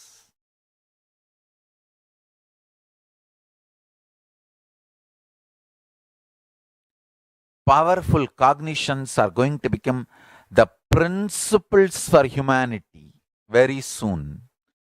The powerful cognitions I am sharing from Vedas and Agamas is going to become principles for humanity because there is going to be a lot of scientific researches on all these powerful cognitions, and these powerful cognitions will be established scientifically, legitimately to the world. Understand?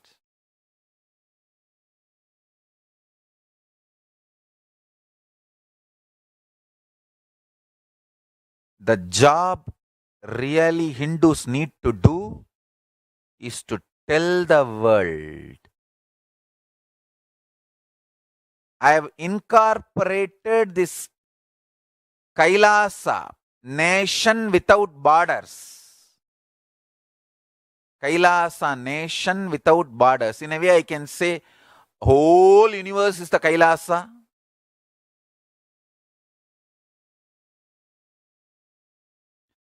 Kailasa nation without borders. I've incorporated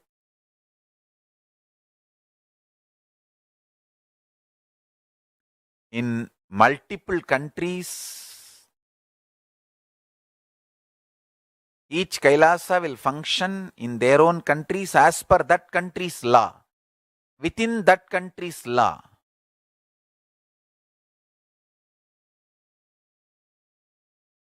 Understand? The Kailasa is revived to do contribution, uniting the nations for contribution. Hinduism, Veda Agamas have great things to contribute to the world.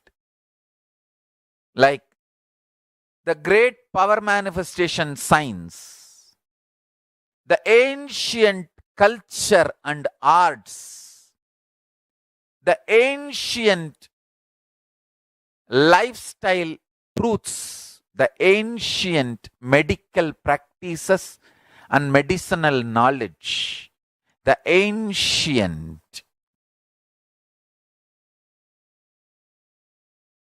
indigenous cultural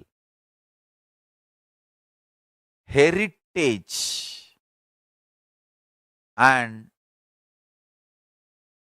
jewelry, perfume, dance, music.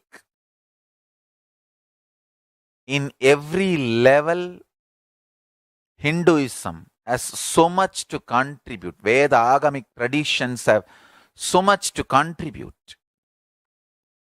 To share all this with the world, to contribute to the world.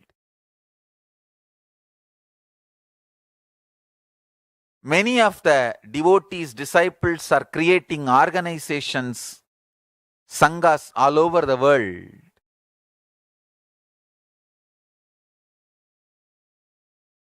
Uniting nations for the purpose of contributing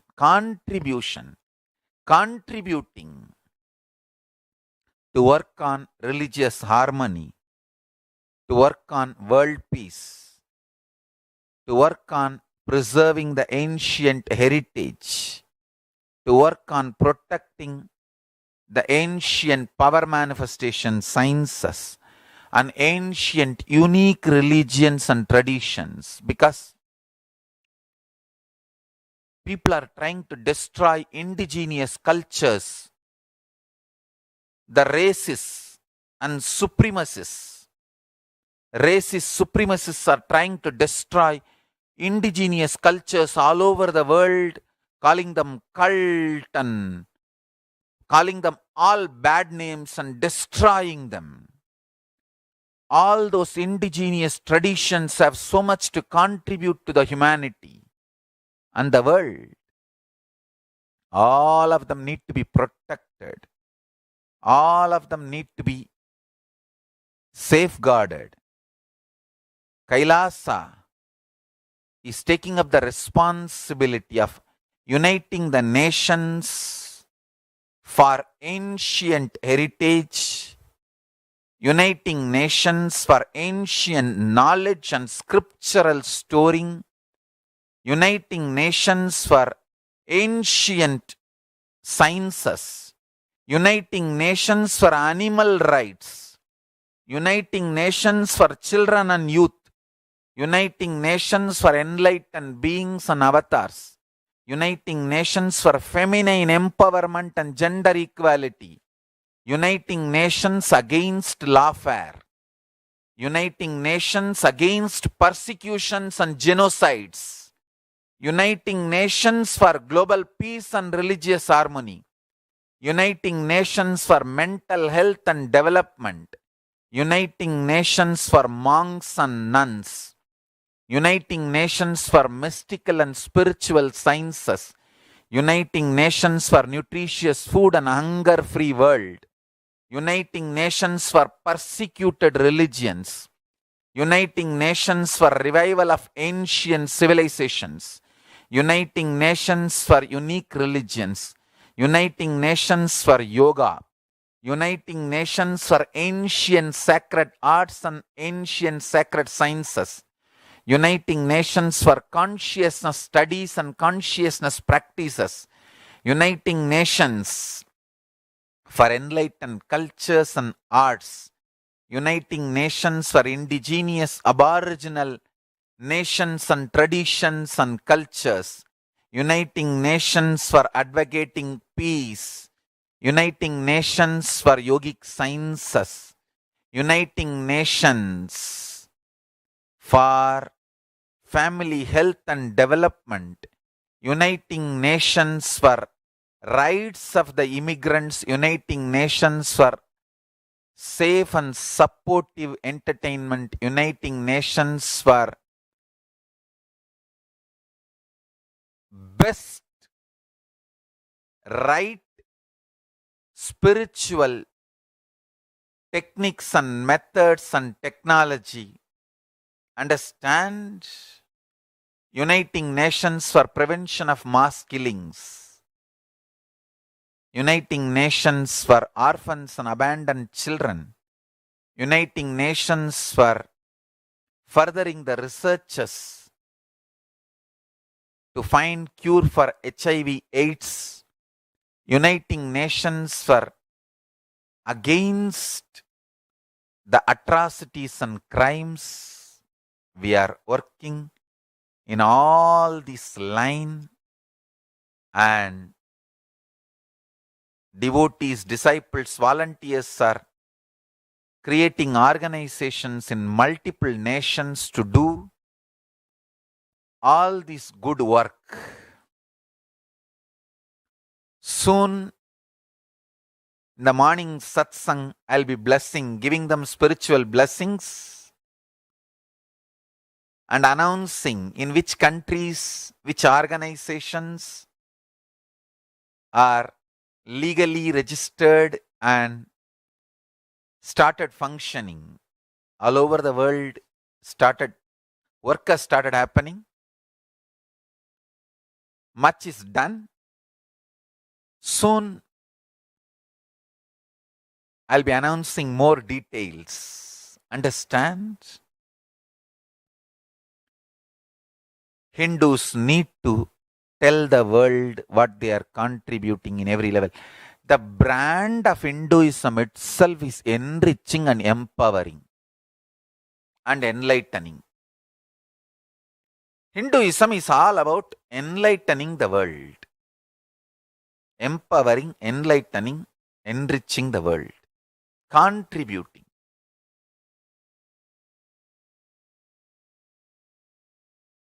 That is our spiritual life. That is our spiritual strength. That is our spiritual core principle.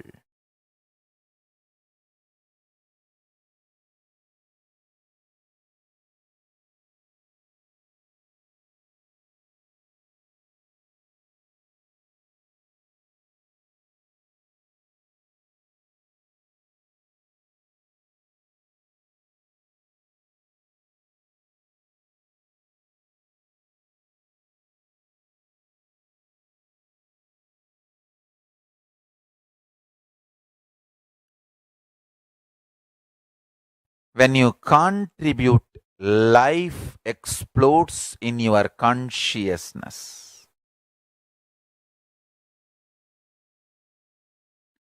Decision to contribute makes the small flame into Big Bang. Understand?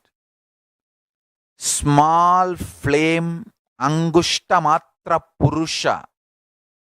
The consciousness in you, which is just thumb size, Angushta Matra Purusha, awakened with the decision to contribute, can become Parama Purusha, explode into Big Bang of Parama Purusha.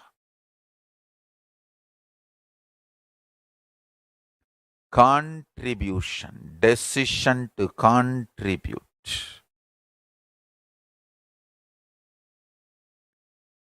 If you read my 41 years of life, 20 years of recorded life, if I had to reduce the whole thing to one line, one word, contribution, I tell you,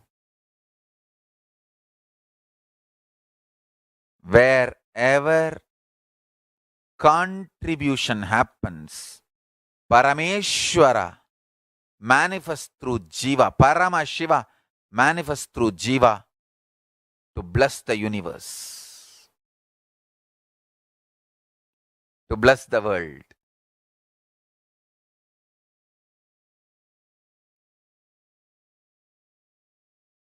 Whether in the field of health, wealth, life, society, relationships, career, law and order, administration, economy, education, health, medical care, in every field, Hinduism is all about contribution. The Hindu medical researchers, the great Siddhas, they always do research and development to make the medicines, to discover the medicines which are easily available around your home. Understand, that is the beauty. They will always try to come up with a better and better combinations which is widely available. Means making medical care freely available.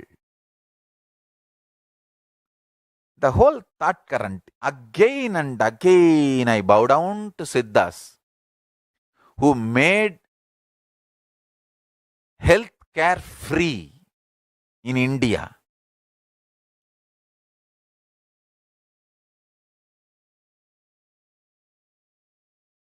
Till the time I grew up, I remember literally healthcare is free in the whole village, because we all know simple 50 medicines which we can get from Tiruvannamalai hill, which almost keeps 99% of diseases away from us. 99% of the city is kept healthy.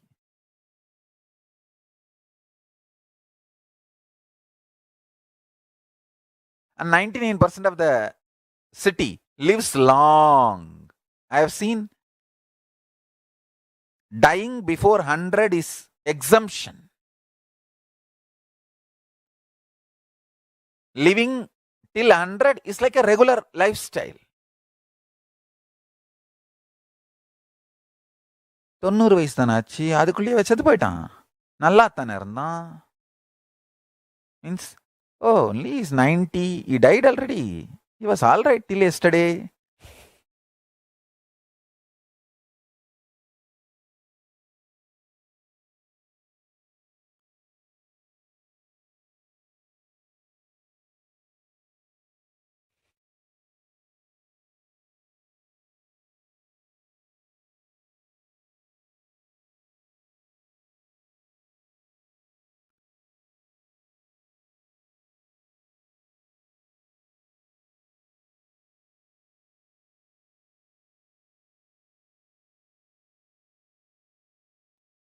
Fundamental principle of contribution was the core context, whether they do research and development on medical care or they do research and development on law and order issues, or they develop a new law, or they develop the idea of what is valuable socially and what is economy, what for human beings should work, what is poverty and what is richness, what is having, what is not having, Even these definitions are framed based on the core principle of contributing. Who will be respected in the society and who will not? Who will have the best things of the society and who will not? All these decisions are made based on the principle of contribution.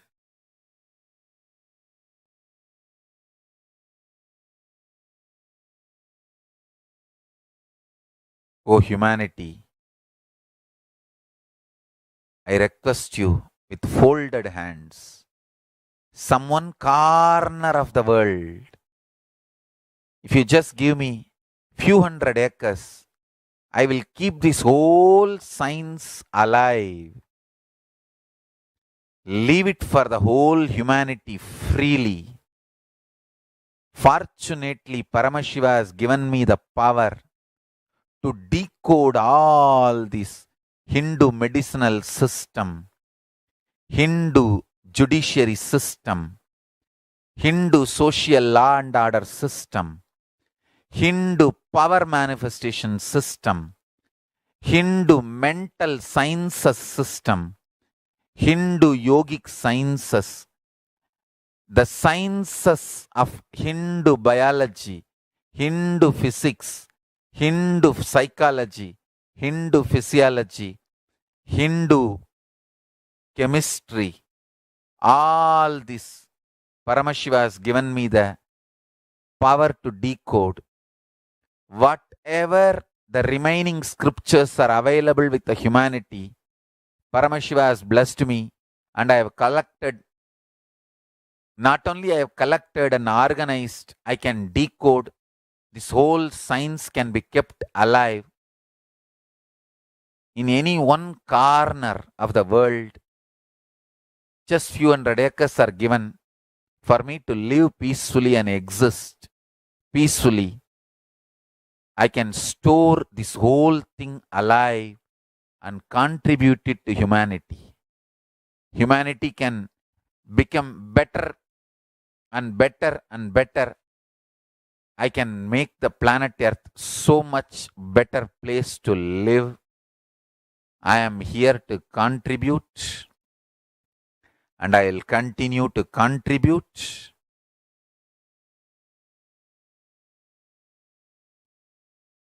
As long as I am allowed to live, I will contribute. I have collected all the remaining available scriptures, maybe 2 crore books.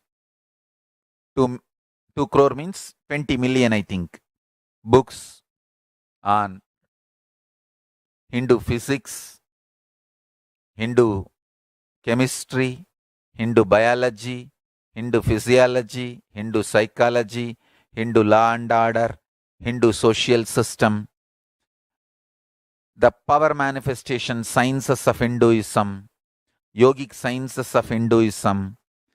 I have collected, and Paramashiva has given me the blessings and power to decode. I have decoded and continuing to decode them. If the humanity, somebody is kind enough to give me few hundred acres in one corner of the world and let me live peacefully, I can keep all these scriptures there and go on sharing with the world, revealing these whole sciences to the world, and go on contributing. I don't need anything other than one cup of curd rice every day. That's all. A cup of curd rice per day over. I can go on be giving this to the world. I can add to the world. I can make the world better place to live. That's all I have to say.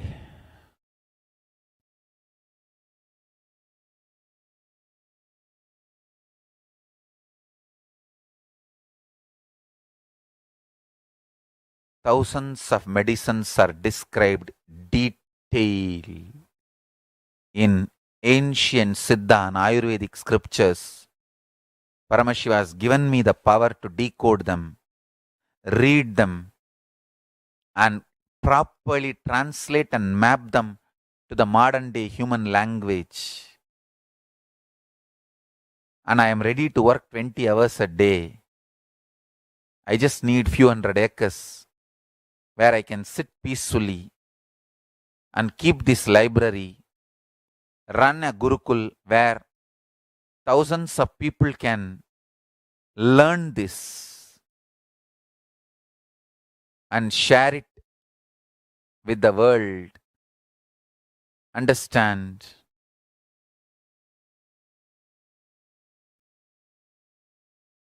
I am only interested in contributing.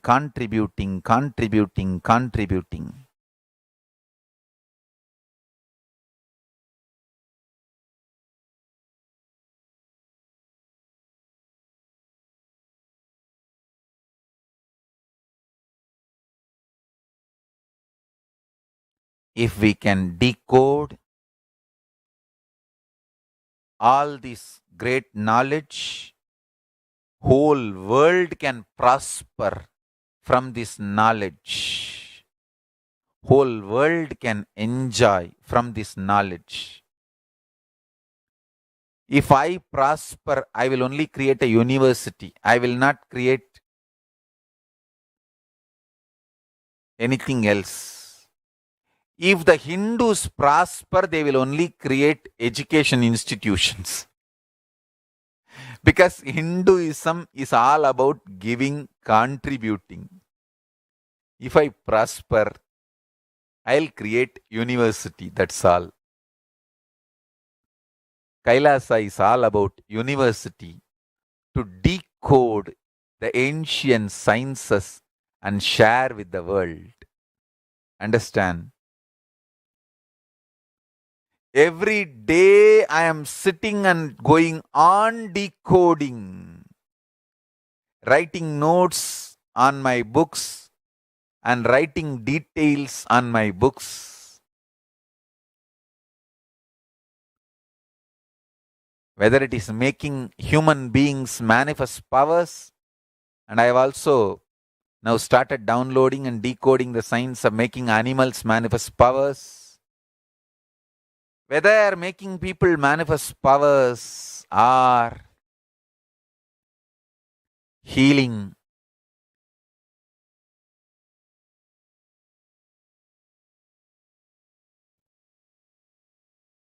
in every level, life is all about contribution.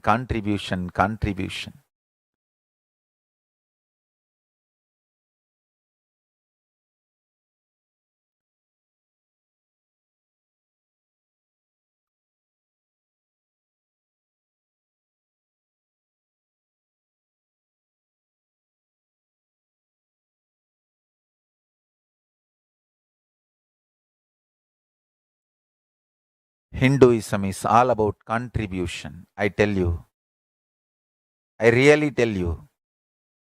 I do not comment on politics, but this one line I want to tell. If Ayodhya Ram temple is built, India will become rich economically. Because the principles of Rama is all about contribution.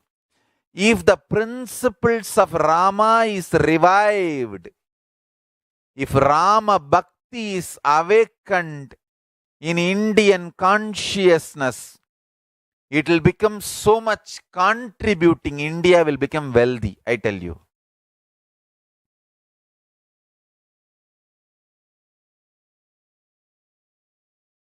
India will become wealthy, I tell you.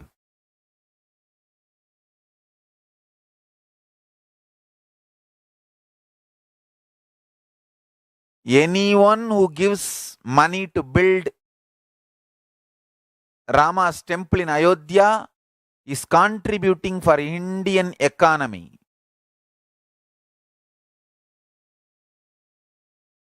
Of course, I have nothing. I am not even a member of any organization, but I'll strongly recommend my sannyasis, my disciples to contribute whatever you can to build Rama temple in Ayodhya in every way.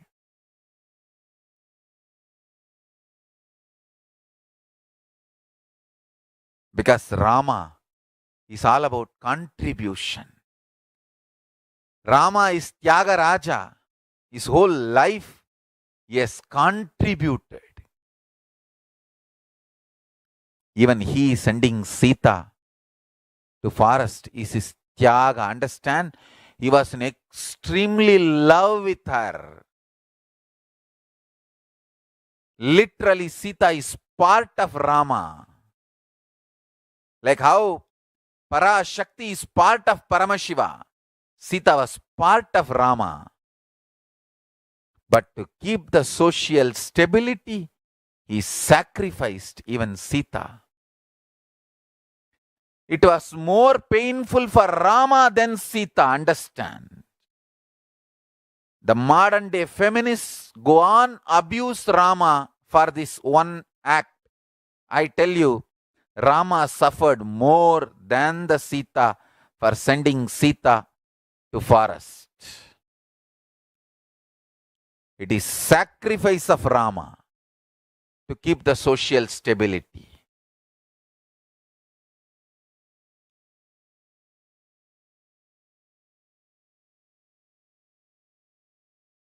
Nobody can contribute like Rama. Rama is embodiment of Tyaga, Tyaga Raja. And we should not judge those great people's act based on the today's modern days situations and social setup.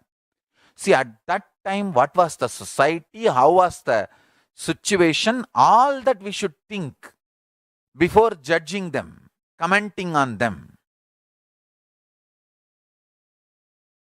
It's not like a Facebook post you read and you put any comment you want. No.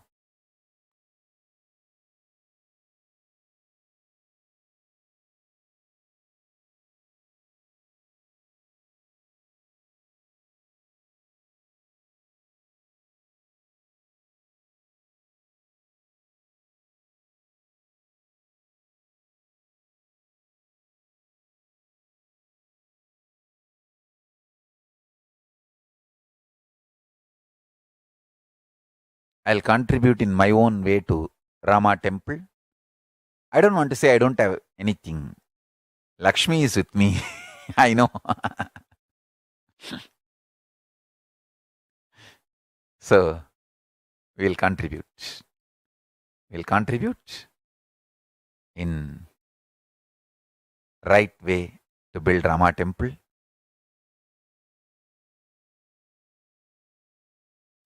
Building Rama temple will raise the economy of India.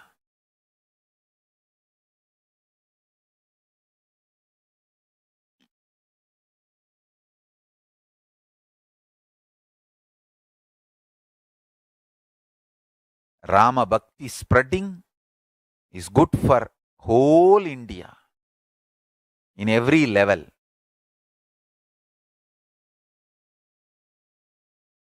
Socially, morally, spiritually, economically, legally, in every level, Rama Bhakti spreading is good for India and the whole world actually, in a way. And Rama temple happening is the best thing, greatest thing for the world.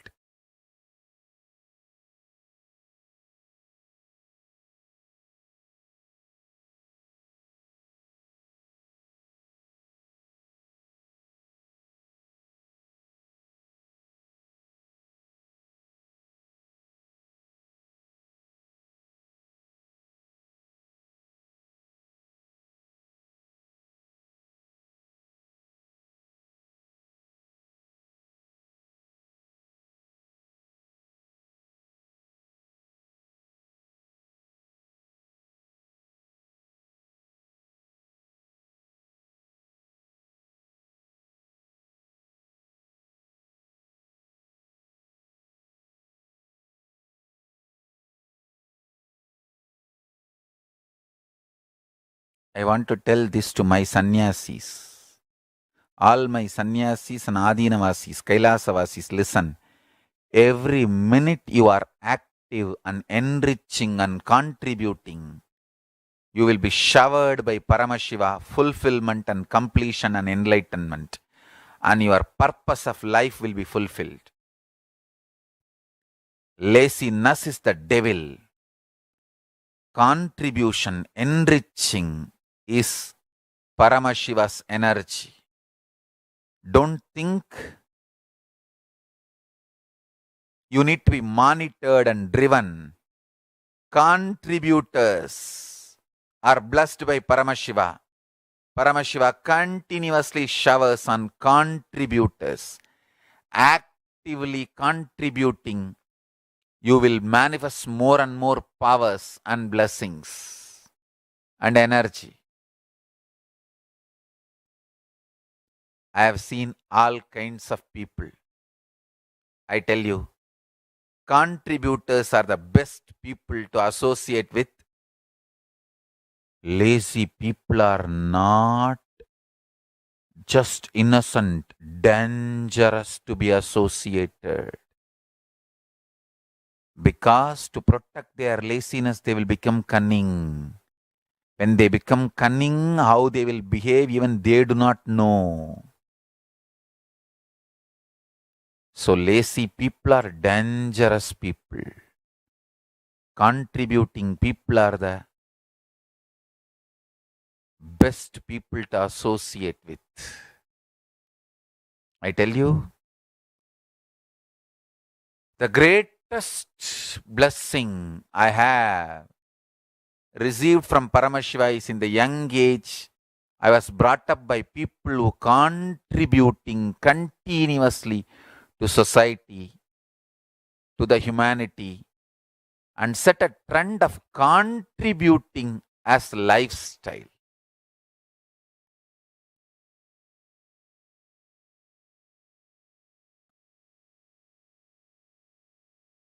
Just see the autobiography of the Avatar website.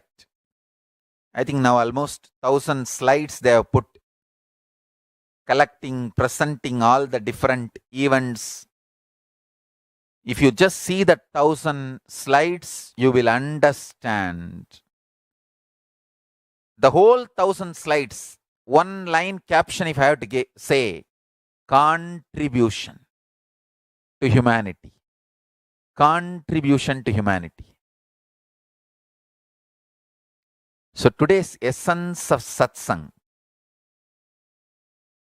understand, when jiva, individual self, decides to contribute to the universe, Jagat,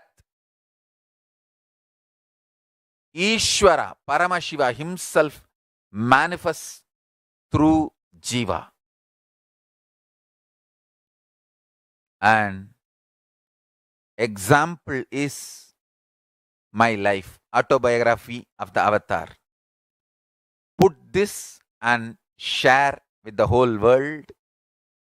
Autobiography of the avatar.org. And I tell you,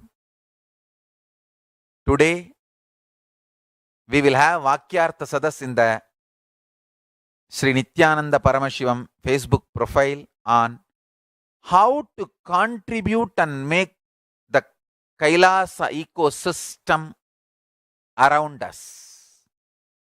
How all of us can contribute and make the Kailasa ecosystem around us. Contributors live happily. Contributors live as Shiva, Paramashiva himself. So now, I'll connect all of you with the space of Kailasa, with the grace of Ganapati, Nandi and Paramashiva. You need all three blessings and Devi. Of course, all gods and goddesses, mainly Ganapati, then Nandi, then Paramashiva and Parashakti. Of course, Subramanya and all the gods, all of them exist. Let's connect with them and experience the space of Kailasa. Sit straight, chant Mahavagya intensely.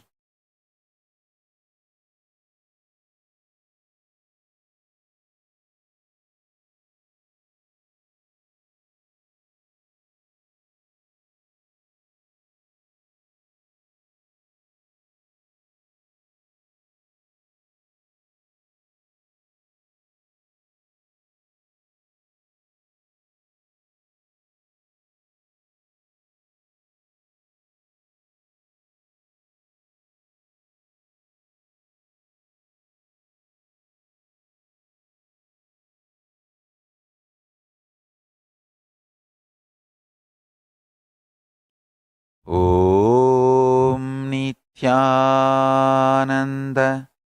Paramashivoham.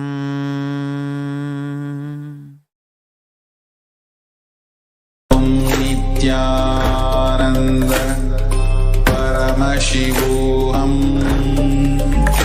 Om Nithyananda Paramashivoham. Nithyananda Paramashivoham. Om Nithyananda Paramashivoham. Om Nithyananda Paramashivoham. Om Nithyananda Paramashivoham. Om Nithyananda Paramashivoham. Om Nithyananda Paramashivoham. Om Nithyananda Paramashivoham. Nithyananda Paramashivoham. Om Nithyananda Paramashivoham. Om Nithyananda Paramashivoham. Om Nithyananda Paramashivoham. Om Nithyananda Paramashivoham. Om Nithyananda Paramashivoham. Om Nithyananda Paramashivoham. Om Nithyananda